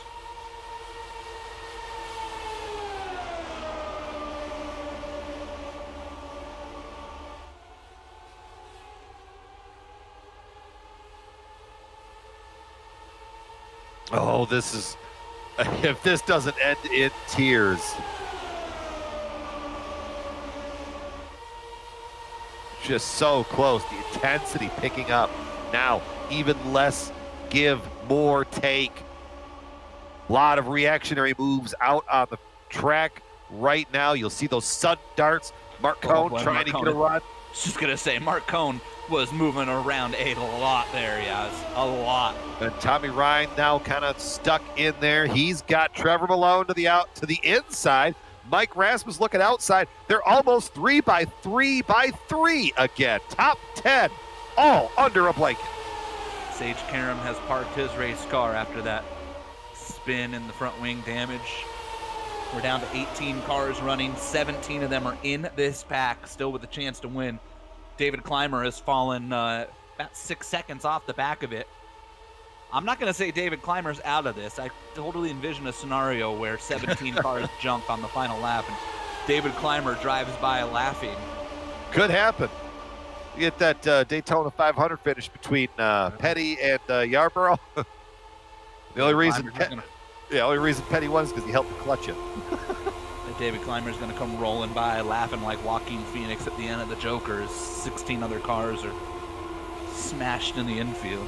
I was going to go with that Luigi meme where he does that mean stare. All right. It'll be 10 to go this time, as was on board right there with Ryan Otis, looking over, seeing his perspective of it.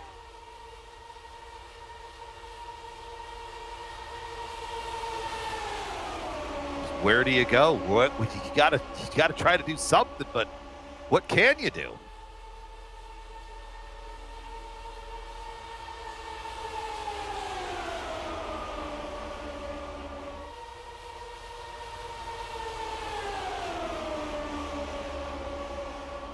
If you're just tuning in, we'll set the stage with 9.5 laps left. Jason Bossi, your pole sitter, that blue car on the bottom, has been at the front of the pack all night. Now, it doesn't mean he's necessarily led the most laps. You're going to have to wait for the final results to see that. But between him and Sage Karam and Dustin Wardlow, it's been one of them here in groups like this. But we have been 3 wide like this pretty much the entire night for the lead. That's Dustin Wardlow. We call him the Candyman in the middle. Mark Cohn, the Watchman, the series sponsor, part-time driver. He's only made a couple starts this year, up on the outside. That black and yellow car trying to push Dustin Wardlow, that's Tommy Ryan.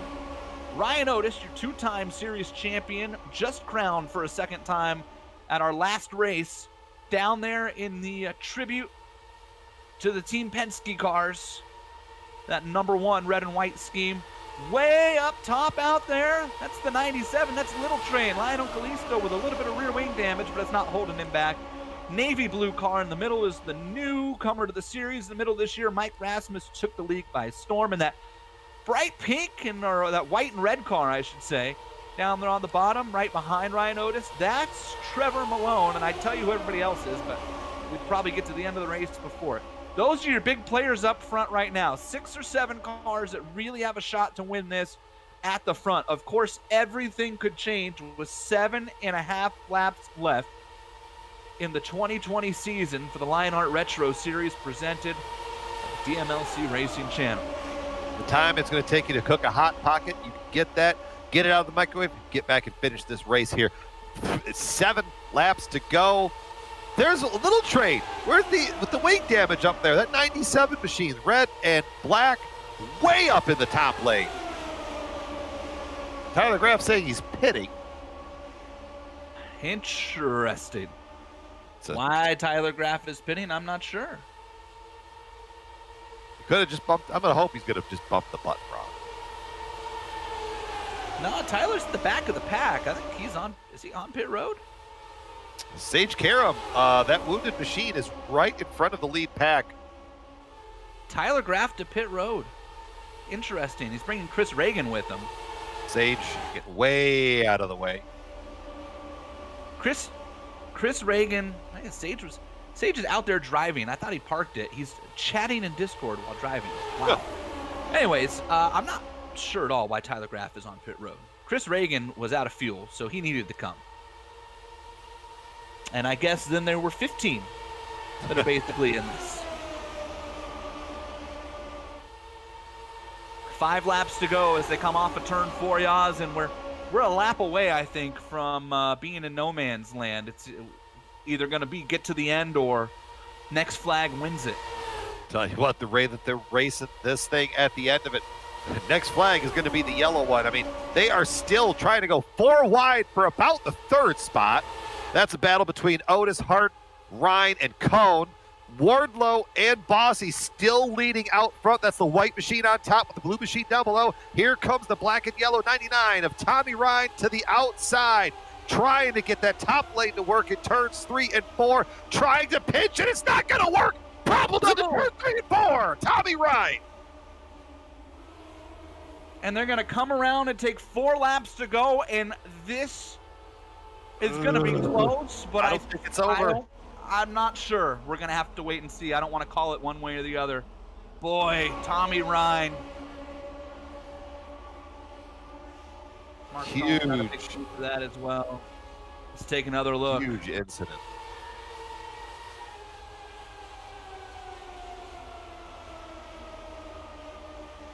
Tommy was just down there trying to pinch Dustin Wardlow and just got too close.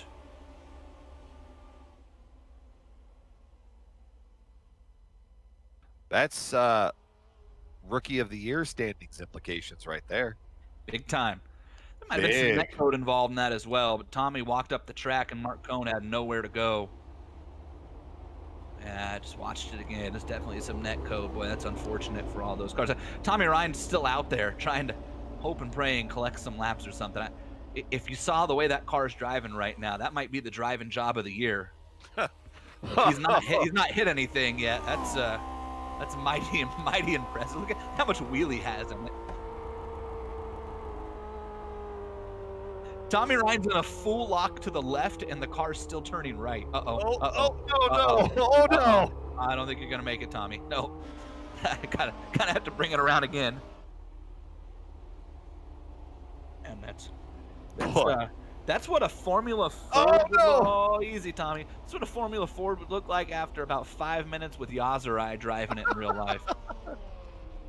Yep. Responds to Lucky. So we're 3 to go right now. If we get next lap is 2 to go, and I have a hunch that we're going to get 1 to go. It's got to happen next lap. Now, if you're Jason Bossy, you just got to feel a little sick to your stomach because you've run a very, very good race. I would almost say flawless at this point. I think that's fair, yeah. And you have to try to get away from Dustin Wardlow, Ryan Otis, Ricky Harden, and Mark Cohn to get your first career win. So, elbows up.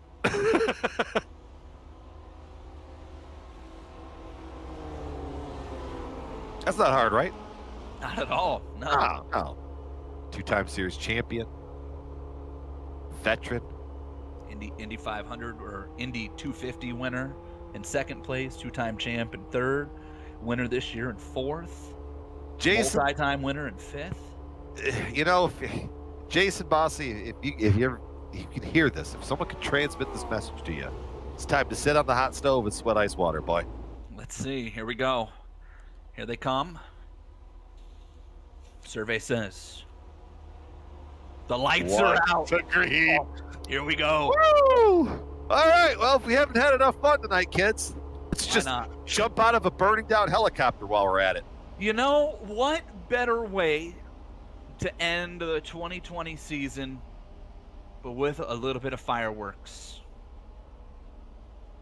Yeah, as we talked about it, you and I, the last 2 years, man, I think our friendship has grown leaps and bounds, and a big part of that has been the time we've spent in the booth on Thursday nights here on GSRC with the Retro Series. And this kind of seems like a fitting way to tie a knot on a 2-year run with you and I up here in the broadcast booth. Man, it's been so much fun calling races with you. Couldn't agree more, my friend. It's fantastic what we've been able to accomplish. Final 2 miles, 1 lap has in store Jason Bossy, looking for career win numero uno. I know the Bossy fans in the chat. I know they're sitting there just waiting. They're hoping. They're praying. 1 lap dash. Someone would say they got no fingernails left, and that was with about 10 to go. So they're probably down to the nubs by now. Dustin Wardlow has 5 career wins. Ryan Otis has 9. Mark Cohn has 2. Ricky Harden has 1. And Jason Bossy wants to wear the glass slipper here in the last race of the year. The green flag is out. 2 miles left in the Lionheart Retro Series season, and Bossy jumps out in front, 10-plus car lengths. This is going to be all about the run that Dustin Wardlow or Ryan Otis can get down the back straightaway. Bossy got a great restart. Down the back straight, here we go. Looking into turn 3, the final time. Jason Bossy has the advantage, but here comes Wardlow, here comes Otis, and here comes Hart. All of them getting a big head of steam, heading off of turn 4 for one final time. I don't know if Dustin Wardlow's got enough. Here we come down the front straightaway. Bossy doesn't go to the apron. Dustin Wardlow steals it at the stripe. The Candyman, victorious in the season finale by 4 thousandths of a second. Dustin Wardlow taking those peanut chews all the way to victory lane here at Auto Club. And that is how the 2020 season comes to an end. Fireworks fly down the back straight at Auto Club.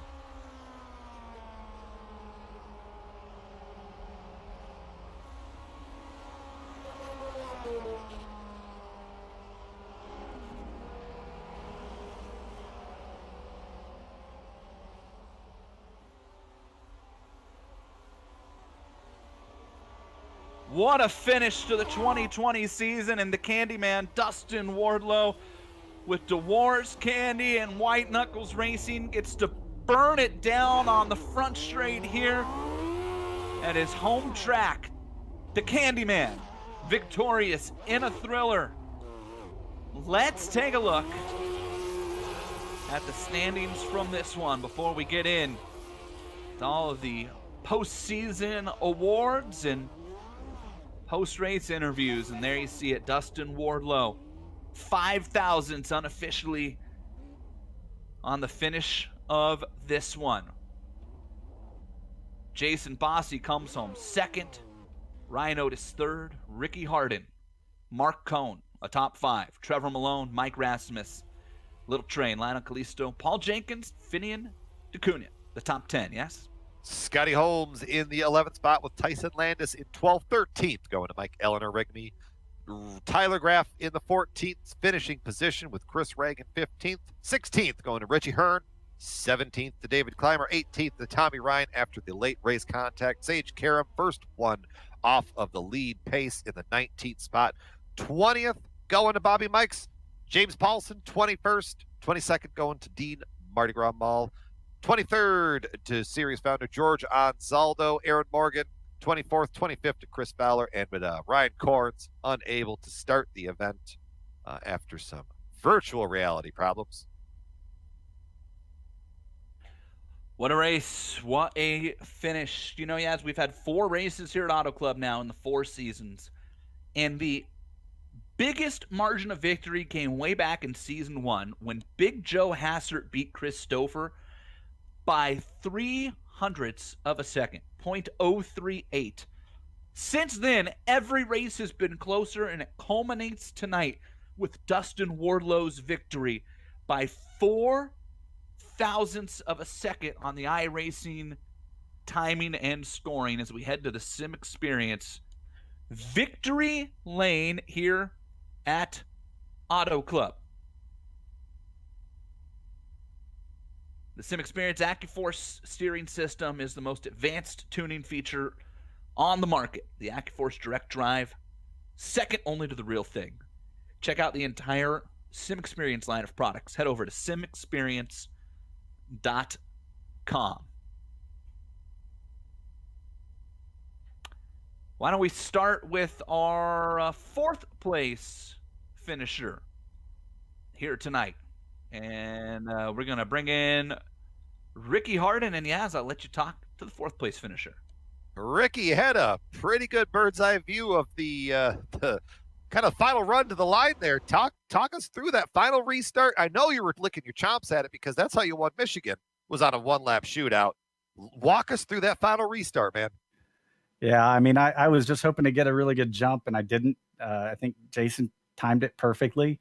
And I thought Dustin fell back too far and probably wasn't going to get him, but he was able to close the gap just enough to get there. And I mean, what a job by Jason Bossy all season long. That Rookie of the Year battle was absolutely phenomenal. And, you know, I knew I was going to have to beat him by quite a few spots, by probably 2 or 3 spots if it were for the win. But, you know, he did a good job. I'm proud of him for getting the Rookie of the Year. That was our goal, and we fell just short. And I feel gutted for my teammate, Tommy Ryan. He had a great year and had a lot of bad luck that really set him back and probably would have run away with the Rookie of the Year if not for some of that. So tough for him. But Bossy equally just did such a great job all year. I'm proud of him too. I mentioned the Rookie of the Year standings. You were up in the battle for that for quite the year. You know, and I felt like we talked about it several times throughout the year where just all of you guys, you know, you, Richie, Mike, Bossy, Ryan, you all just ran together on the track at all times, and it seemed to make stretching that gap out that much harder for everybody involved. Yeah, it really did. And then every time one of us made a mistake, we would just plummet. And unfortunately, that happened to me at Laguna Seca. I just, you know, dropped a wheel and finished dead last. And that really, really hurt. Would have had a lot better chance. But still, I think Jason would have got me because he beat me tonight. And, man, he ran a great race all night. And so did Dustin and Ryan. Dustin, I don't even know how he got up there. He made like I guess he made a 4 wide move. I didn't even see the move. I just saw him squirt out front. And I'm like, wow, how did he get up there? So race by him. I guess that's back to back here for him. What a job. Just a fantastic finish, fantastic action. Ricky, wrapping up the season, any final shout outs before we send you on down the road?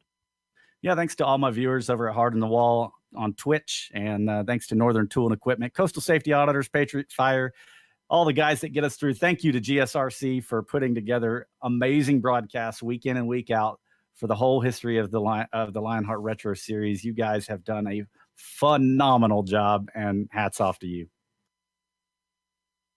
Thank you very kindly, sir. Moving on down the road here, who are we going to get? Otis? Jason, I believe you caught up with Mr. Otis 2-time now. I have caught up with Mr. Otis, and before we talk to the 2-time, I do want to remind you that you are watching the HyperX post-race show here on the DMLC Racing Channel race for the championship, the Lionheart Racing Series powered by HyperX. When you're trying to claw your way to the top of the podium, it always pays to have ultra-comfortable, high-quality headset that gives you the audio information you need to grab the checkered flag. They also have high-performance DRAM and SSDs, outstanding microphones, accurate mice, responsive keyboards, of course, the legendary cloud line of gaming headsets. HyperX makes all the gaming gear you need to succeed. Casual or pro, no matter your creed, color, or culture, we are all gamers, and HyperX is always ready to game. Use the promo code LionHRT15 at hyperxgaming.com. Ryan Otis, you come home in third here tonight. You came into this race with your second consecutive championship already locked up, and so you kind of got to take the gloves off a little bit here in this one. And at the end of the race, I think any chance that you had really went away with that one-lap shootout. Yeah. I mean, first of all, congrats to Dustin. That was a great race, really start to finish. I know he started pretty deep in the field, so he had to drive up through it, and he did a great job there, so congrats. I was pretty happy just to come in third after that. That was probably one of the most stressful races I think I've driven in a long time. I've kind of nobody, seemed to really want to run the bottom in dirty air. And so that was, available to me, most of the time. And it was just tough to make it stick down there, and you're bouncing around on the bumps and trying not to get up into somebody. That was tough. I'm spent. I bet you are, man. What a great race, though. I know we've got a lot more talking to do with you here this year, but congratulations, or tonight, I should say, because of the year that you had. Congratulations. Another podium for you here to wrap out the year, and I think we'll talk to you here in just a few minutes. Yeah, sure thing. Ryan Otis comes home in third tonight. Still got to officially crown him with the championship. But before we do that, let's finish out the podium here tonight. And the man who was so close is with Brian Yazik. Classy Jason Bossy, my friend. Just 0.004 of a second away from your first career victory here. Walk us through that final restart.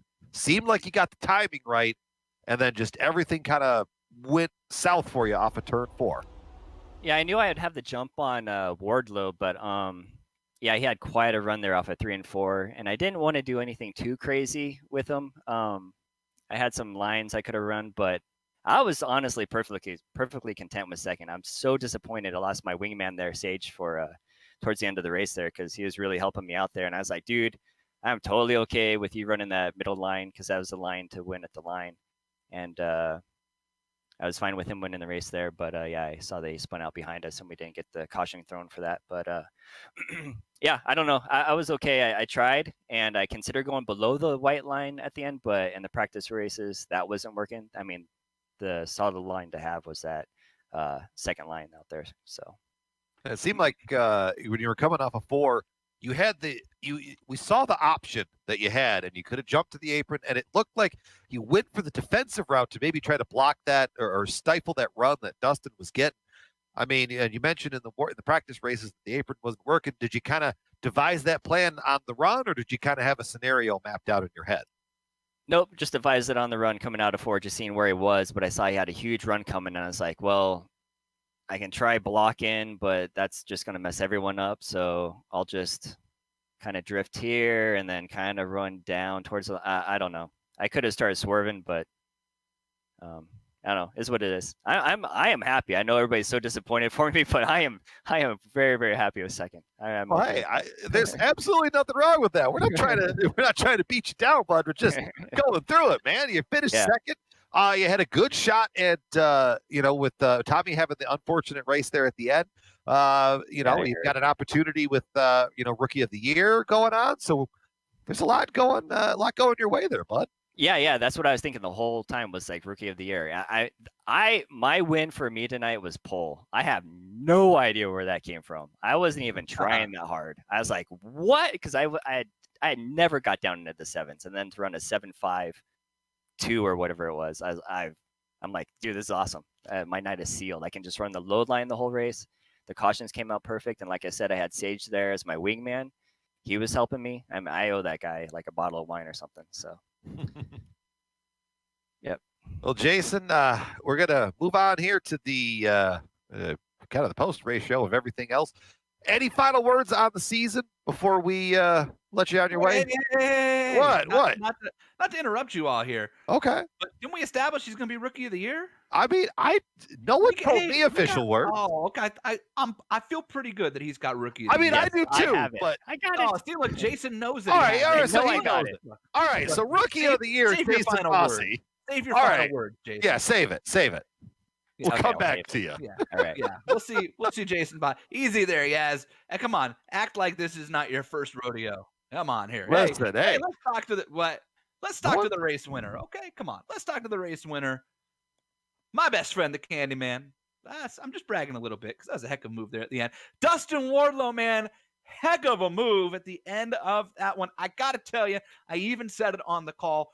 I thought Jason Bossy snookered you all. I thought he was too far out in front when you guys got into turn 3. I was like, there's no way Dustin's catching him. And man, did you prove me wrong. Congratulations. Oh, man, I thought the same thing. I was starting to worry. We were going over it in the team chat, and Otis and Sage were coaching me up a little bit, and kind of put me at ease. I get ramped up a little bit. I get overexcited, and we were discussing different things, and sure enough, man, he got such a great jump, and I thought I had to be at least to his tail going into 3. But it just worked out. I expected him to take the apron. I knew I wanted the outside no matter what, and try to get a side draft and that. But based on practice, the second lane was everything.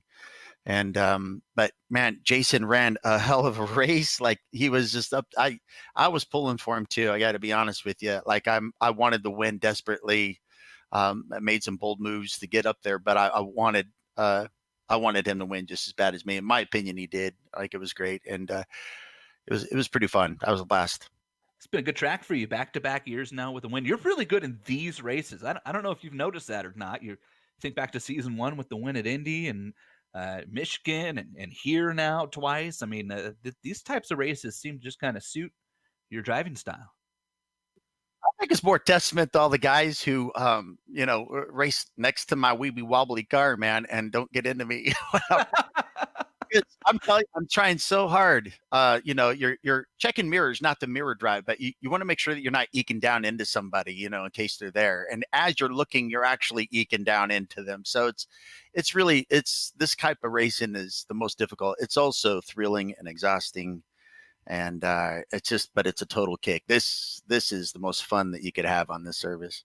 Hey, you got I think you got a prize pack coming your way too. I think it's like $35, so you can buy yourself a couple of boxes of chews. Not that you need to do that, and you got some die cast coming your way, which will go perfect on that new rig that we're going to build at some point, right? And you got some T-shirts coming. I dig it all. But you know what I like most is this group of friends. The people in this league are quite exceptional, and my team this season here in Retro has been amazing. My team in the IR18's been phenomenal. Like, that's the real gift. That's the prize right there. Awesome. Well, Dustin, congratulations, man. Great job. I'd say see you this weekend, but midway through the race, I got notified that we're redirecting. So I'll tell you what, I'll make a better deal with you. I'll see you when we talk about the team championship here in a few minutes. How about that? Yeah, sweet. I'll take it. I like that one too. All right, Dustin Wardlow, your winner here tonight at Auto Club Speedway as we wrap up the 2020 season here with the Lionheart Retro Series presented by the DMLC Racing Channel. And it's time now to move into, this is our banquet. This is our postseason banquet here on GSRC. And for that, we bring in Lionheart admin and race director David Cordy. And of course, we bring in the founder of the Lionheart Racing Series, another one of my very good friends, George Anzaldo, going to come on in here tonight and kick us off, and we're going to crown. Boy, we got a champion and a litany of other awards to hand out to our first driver here, George. Wow, this is so cool. Thanks for having me on here, guys. I'm really excited. Wow, another season in the books here. 4 years here with the Retro Series, and what a way to end the season with such fantastic racing from all the guys. I'm really proud of everybody. But it's time to crown a champion. So here we are again.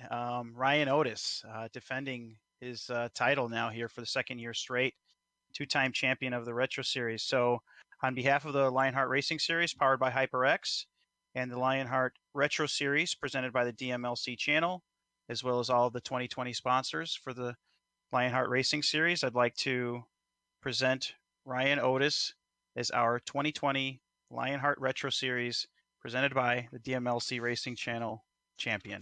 Congratulations, Ryan. Thanks, George. Thanks, everybody.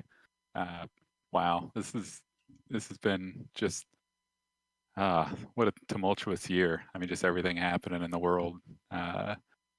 It's nice to kind of disconnect and come in here and have some fun with a great group of guys. I'm really appreciative of all the work that you've done, George, and the admin team. I know we got David Cordy in here, and he's been doing race control for most of our races, and that's super appreciated. It makes a difference. But I just gotta thank my family more than anything. My wife, taking care of the kids when I'm in here having fun, and my son Sam, who's my number one fan and my favorite spotter. So it's been a blast. Really appreciate it. So I got to tell you, Ryan, you are going to win a couple cool goodies here. You're going to win some cash, and what's really cool, you're going to get a pair of -273 gloves, and I think also you're going to really like this one. You're going to have one of the advanced designs from Espo Designs. If you don't know, he makes the most amazing custom helmet designs in all of iRacing. So along with that, you'll have a bunch of other goodies from the Lionheart Racing Series. I'm sure you'll enjoy those. Definitely, again, congratulations on another solid championship run. Thank you. Thanks, George. And now we're going to bring in David Cordy, and he is going to hand out the both the road and oval championship awards as well. David, we'll turn the floor over to you. Thank you, sir. Don't go anywhere, Ryan. So the road championship presented by Sim Experience. This is without drops, so it's every single one. No surprise here. Your winner is Ryan Otis, who took this thing by quite a stretch, because on my piece of paper, this is the only one where the names aren't handwritten in. Is that indicative of already knowing about it long ahead of time? He had this thing pretty well tied up. But congratulations, Ryan. I mean, you've thanks. Great year. Yeah, I gotta say, in fairness, on the road, Sage has been the man to beat. I think that's pretty clear. I know I kind of got a little fortunate because he had missed a couple of races, but I got to tip my hat to Sage, because he's been phenomenal this year on the roads, and he's been such a great teammate too. So I'm happy to be racing with him and happy to be racing against him. So it's just been it's been a ton of fun. You guys have really entertained, without a doubt. Before you leave, sir, if we could just talk real quickly about the Oval Championship presented by Butt Kicker. This is also without drops.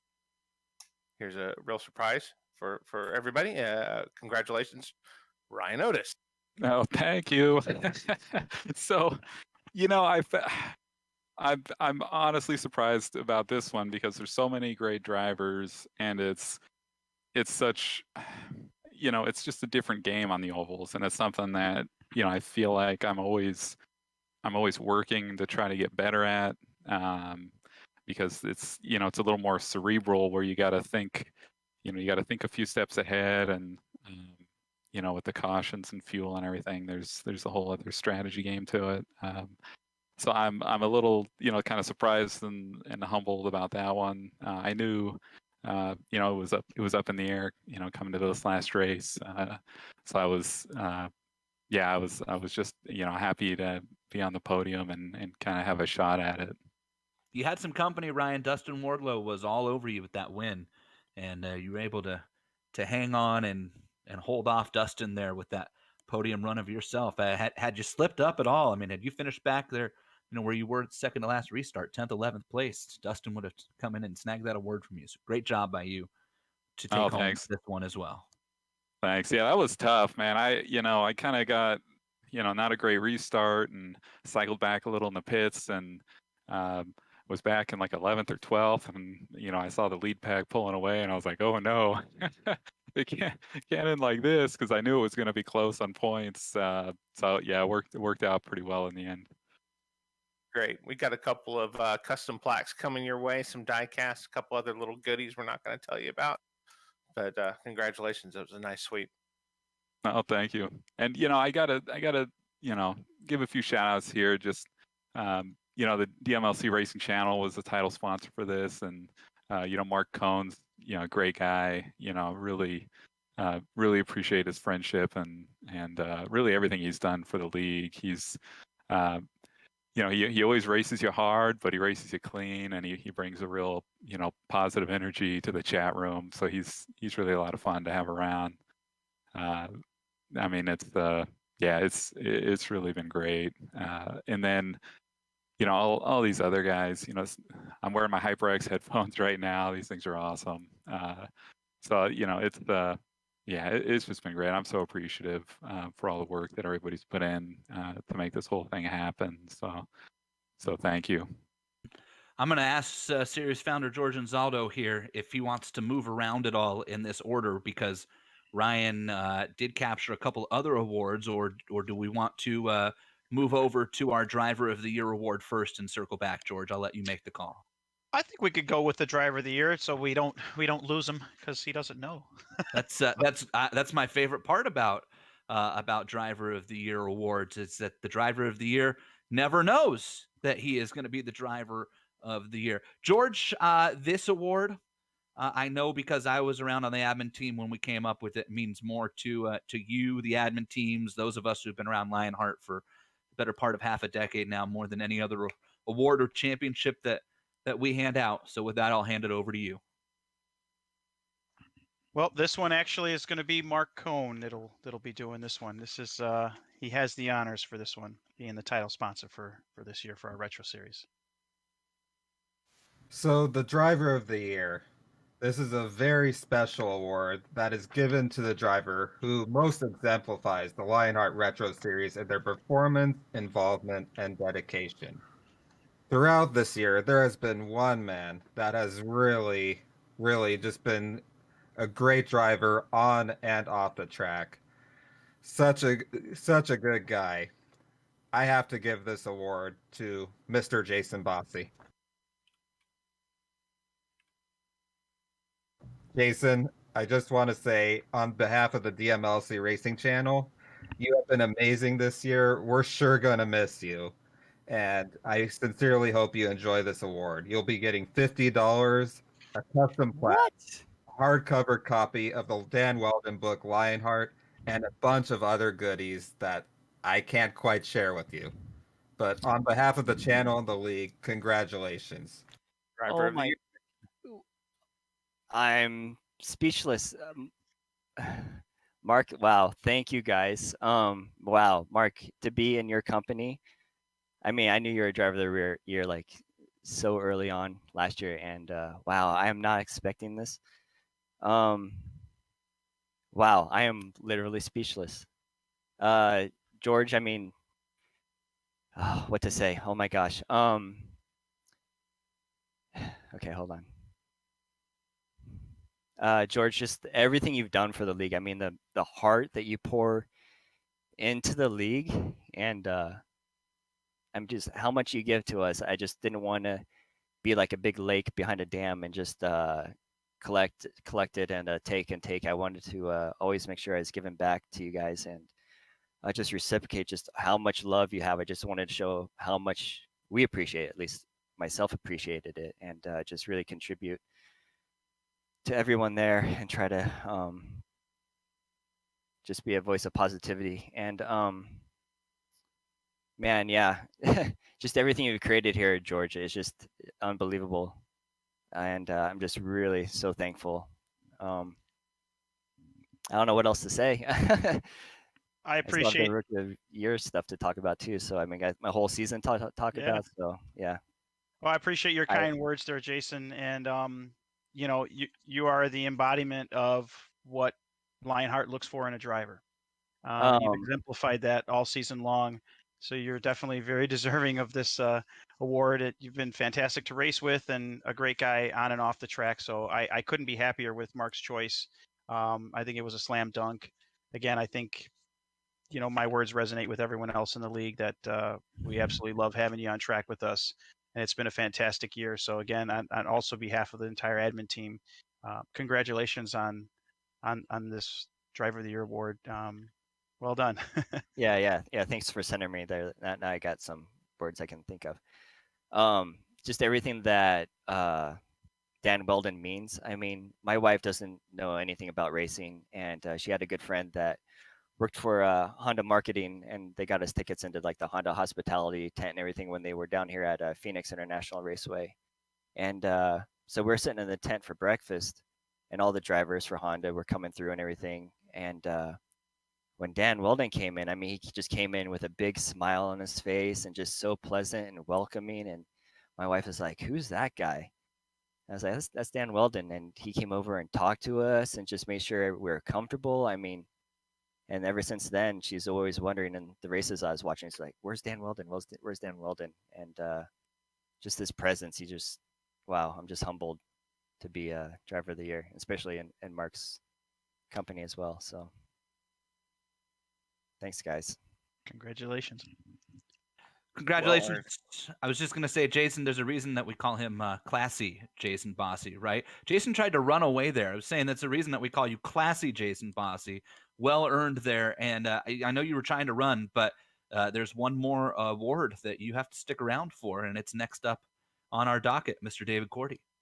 Well, I mean, I think we were really getting on a good point here. Like, I mean, Jason, you're such a welcome, you know, breath of fresh air with this league. We don't want to see you go.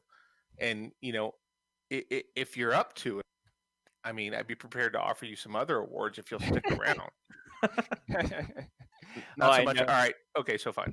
Back to work. The Rookie of the Year presented by Butt Kicker, one of our best sponsors. This is the highest performing rookie.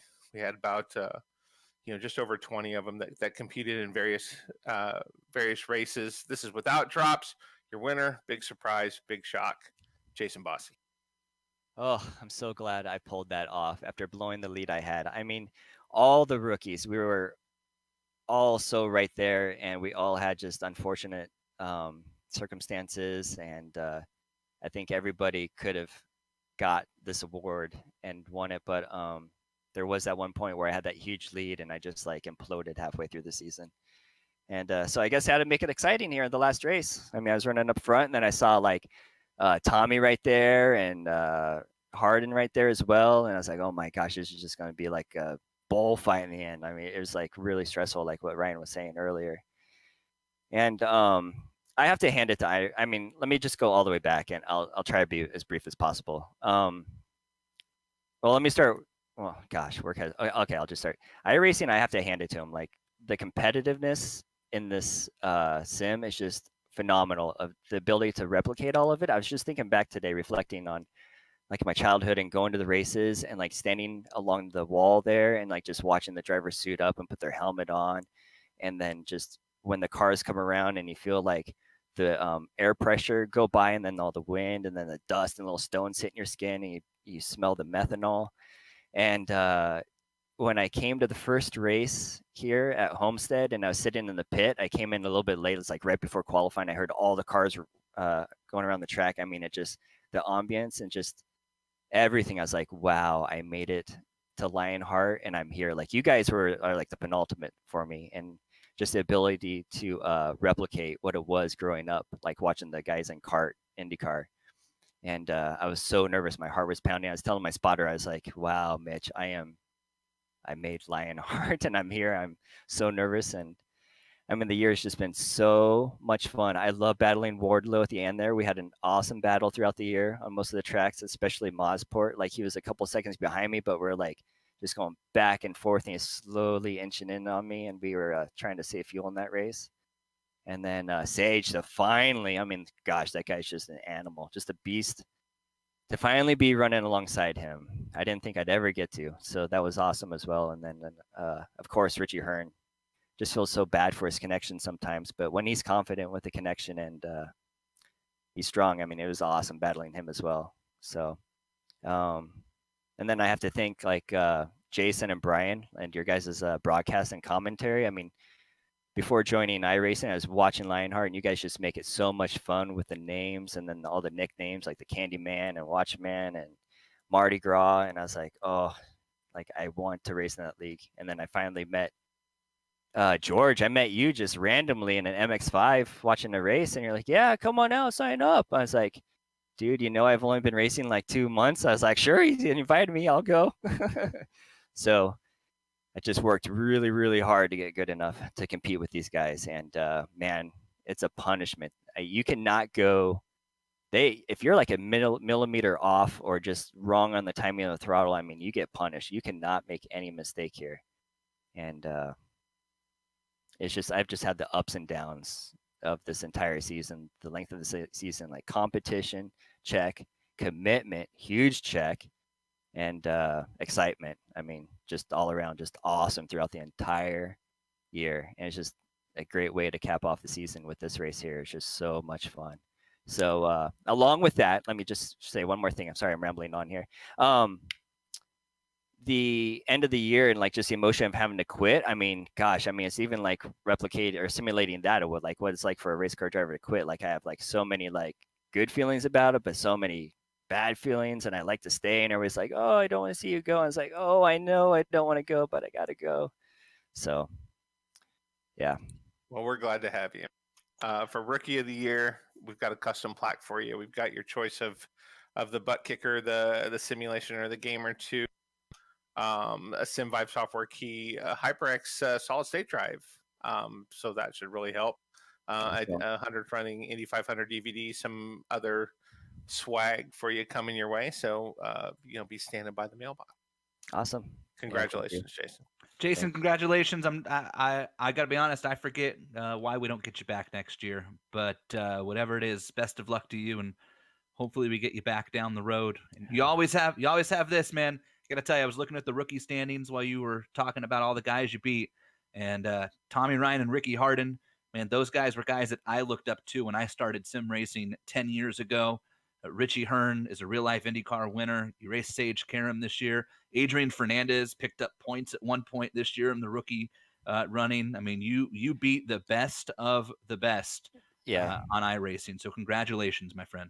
Yeah, thanks. There's just way too many highlights to mention. Yeah, you mentioned Adrian Fernandez. I mean, yeah, it was awesome at Indy, just going back and forth with him. So, yeah.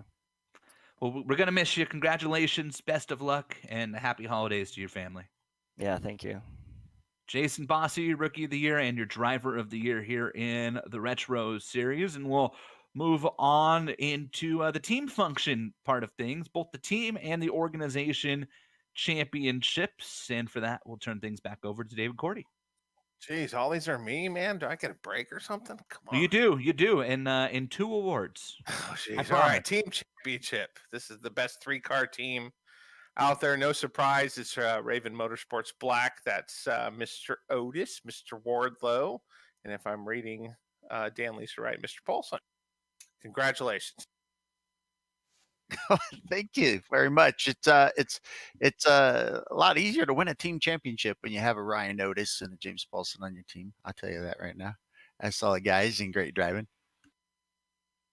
Yeah, you were kicking butt that Hay does, and so yeah, that was a great win. That's all I gotta say. No, but thank you very much. I mean, it's such a great group of guys. You know, we didn't in sort of the org is led by our fearless leader George. So we we kind of put this team together because we're all friends on here, and we really like just hanging out and racing together. So yeah, it's just been great fun. I'm honored to try with you guys. Yeah, same here. I'm not sure if George is in the room, but I certainly appreciate the friendship over the years. I was just reading today, actually, on the message board, the very first message, you're required to post kind of an introduction or whatnot. And man, we've come a long way since then. And it's been great getting to know Ryan and George Moore and the rest of the team. And man, so many of these guys at the Iowa meetups and stuff. But as far as the team championship goes, it is so hard to get wins and do well. And again, fortunate to have a Ryan Otis on the team for that. But every now and then we get a little bit lucky, and hopefully we get the same group back together next year. And have Sage join us. I'm putting it out there. I want him back again, and look forward to it. Look forward to next season already. Well, we got a couple of prizes for each of you, and then a couple of prizes you guys are going to have to fight over. But you guys did great. Congratulations. Thank you, David, and thank you for all your help and all of the admin work and keeping us all in line during the race, man. Certainly appreciate it. Appreciate it. Thank you. Well, don't go anywhere, because I think David Cordy still has to talk to you. Oh, yeah, that's right. All right. Organization Championship. This is 2 3-person teams for a total of 6 cars. And coming at the top by quite a bit, Raven Motorsports. It's all 6 of you guys. And don't make me name you all off by name, because I can't do it quickly. But congratulations. Same group. Yeah, what a season. What a pleasure also to run with these guys. Raven has had a winning tradition. Jason, you've been a part of that. So it's kind of exciting to bring this home again. Unfortunately, we'd like to have seen a few more organizations form this year for the Retro Series, but looks like it was a pretty tough fight with Avatar Elite Racing, and Raven was able to edge them out there at the end. So it was a great season again for Raven. So we're really happy to bring home the organization championship. Thank you. Yeah, we've got a bunch of diecast for your org there, George. So you guys did fantastic. Congratulations. I'm putting up new shelves then. You're gonna need them. You're gonna need them, Dustin. Come on over and help me hang them, buddy. I will. Congratulations to Raven, as George alluded to. I was on the first championship team they had. I've got plaques I'm staring at in my office from that right now as well. So, we have a few more. Awards to hand out here tonight, and the next one we're going to bring in the series title sponsor, Mr. Mark Cohn, actually, for the next 2. Mark, take it away. So to start off, we will be giving the Cleanest Driver Award presented by Minus 273. Now this reward, I can tell you right now, is very hard to get because those pesky incident points can come up and bite you whenever. And this guy, over 18 races, managed to get only an average of 1.33. So for that, I would like to congratulate Mr. Ryan Otis on getting 2020 Lionheart Retro Series Cleanest Driver of the Year. Oh, thank you, Mark. Thank you, Minus 273. Yeah, boy. I feel like I can't take credit for that because there's so much, there's so much chance involved. I mean, I think a lot of that just, goes to just how diligent and clean, really everybody in this league is. Everybody's just trying their best to, to bring the car home. And so you got a lot of faith in your fellow competitors, and you really trust that, that they're going to be smart and that they're doing their best to, to keep it clean. And so, yeah, thank you. It's appreciated. Well, Ryan, you're going to be getting a pair of minus 273 gloves, another $50, and a bunch of other goodies that I'm sure you will very much enjoy. So congratulations again. Oh, thank you. Thanks, Mark. Ryan Otis going to have enough pairs of minus 273 gloves that on every pit stop next season, he's going to alternate between them, sign the first pair that he took off, and auction them off for charity. I'm feeling that right now. Love it. Feeling it, yeah. One more award from Mark Cohn. Have at it, bud. Well, now we have the Ironman Award, also presented by minus 273. The Ironman Award is given to the driver that completes the most miles all season. And this guy completed 2,923.7 miles. Well, Ryan Otis, congratulations. You're the 2020 Ironman winner. Oh my gosh. Okay. Yeah, thank you. Thank you very much. Yeah, I feel like that's sort of related to the low incident points, right? I mean, yeah, sometimes the breaks just sort of go your way. So I'm very, very, very, very fortunate and blessed. To get that one. Thank you. And I'm going to PM you my address, and feel free to just shift any of the prizes you get in duplicate or triplicate to Atlanta. Taking bribes. Yeah, sure. I mean, send them my way. I'll find something to do with it. All right.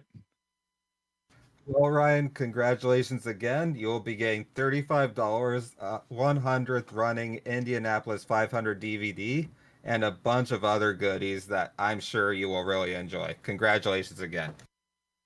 Thank you. Thanks, Mark.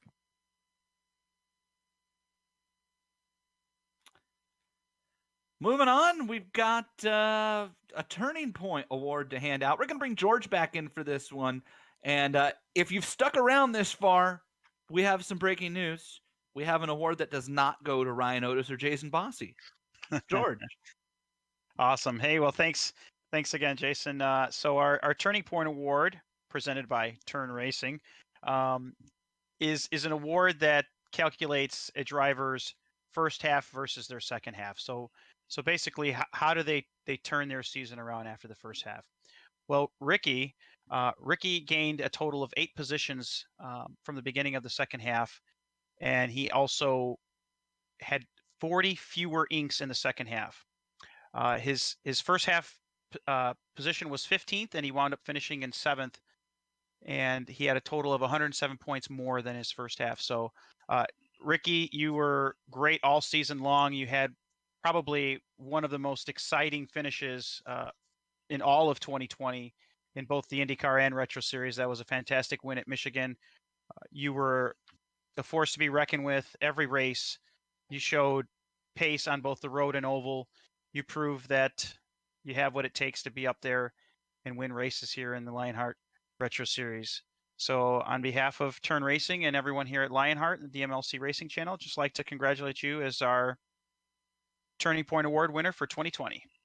Oh, wow. Thank you, man. That's a surprise. I know I started out pretty rough.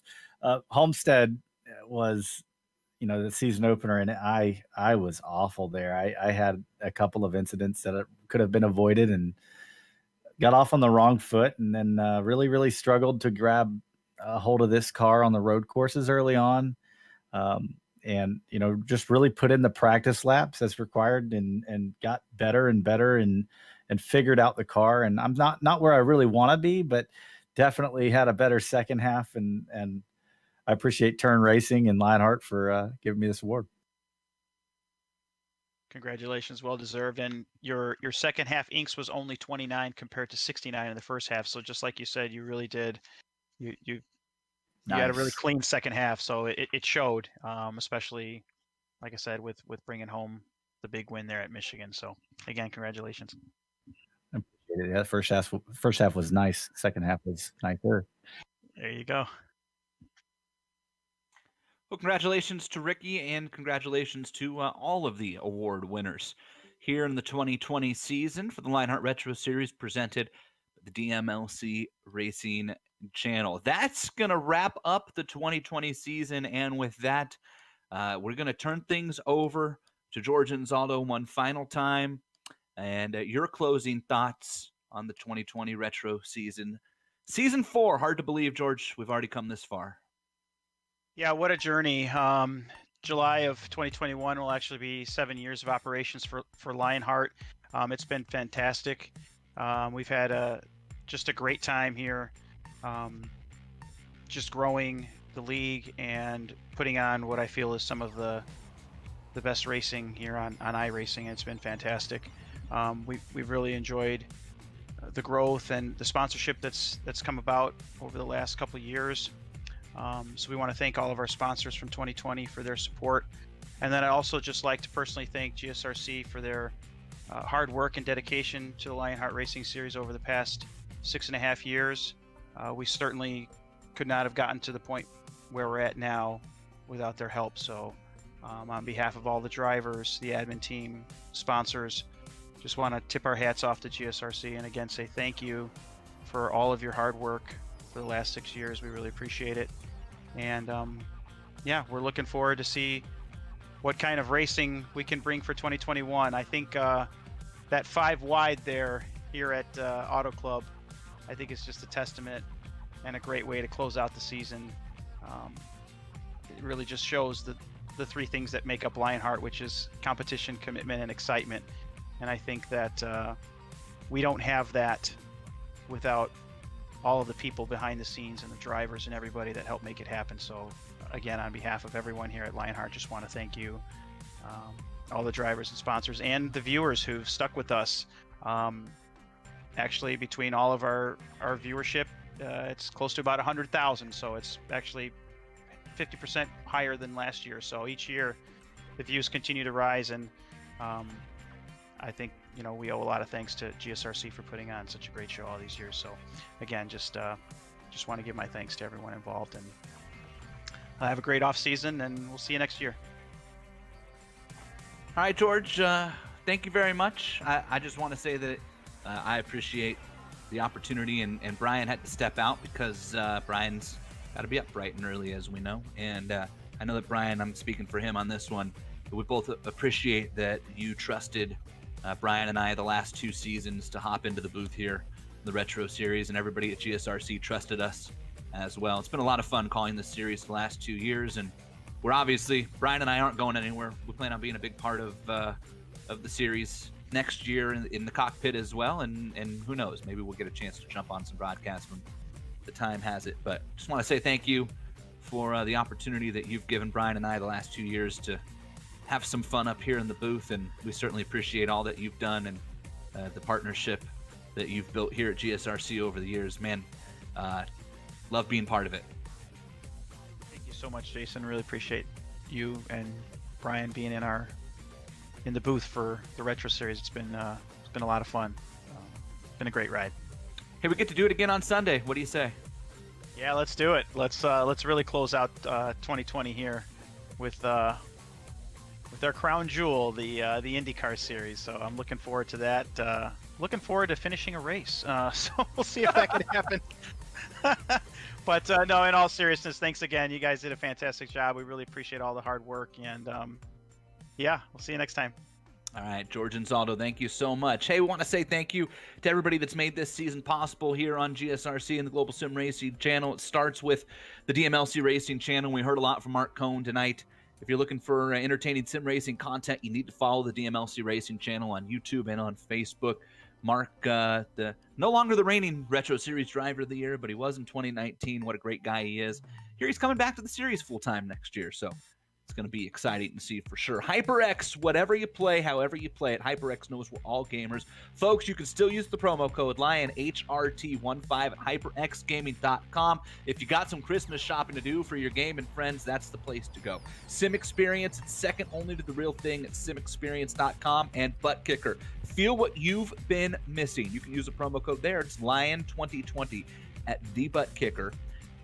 You see all the other sponsors here. I mean, there's just so many, it's hard to talk about them all. But if you go to LionheartRacingSeries.com, you can learn about all of these sponsors. And believe it or not, there's even more that didn't even make it up here. I mean, that's what a great job the admin team has done here with Lionheart. Of course, for us over here at the Global SimRacing Channel, GSRC, we've got some great companies that help us put broadcasts on as well. And that music that you hear, it's custom made and brought to you from June Lalonde. If you want to learn more about June's music, got an address right there on the screen. You can check it out.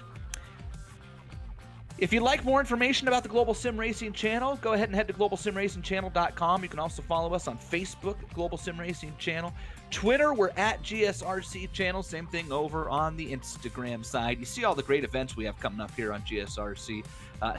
If there's a certain type of racing you like stock cars on asphalt, you like dirt track racing, you like sports cars like the major series you see here, believe me, GSRC will have it for you. You've got to hit subscribe on YouTube, follow us on social media. Look forward to bringing you those races as well. Just want to say, finally, on behalf of everybody up here in GSRC, Dougie, Sean, the director, Joe Peak, Brian Yasik, myself, I'm Jason Galvin. Thank you so much to everybody who's tuned in this year and made 2020 the Lionheart Retro Series presented by the DMLC Racing Channel the best season yet. We truly appreciate it. We could not do it without you, the fans, tuning in each and every week, and we certainly appreciate that. Want to wish everybody a Merry Christmas and a Happy New Year. I hope that 2021 brings us everything we've missed out on here in 2020.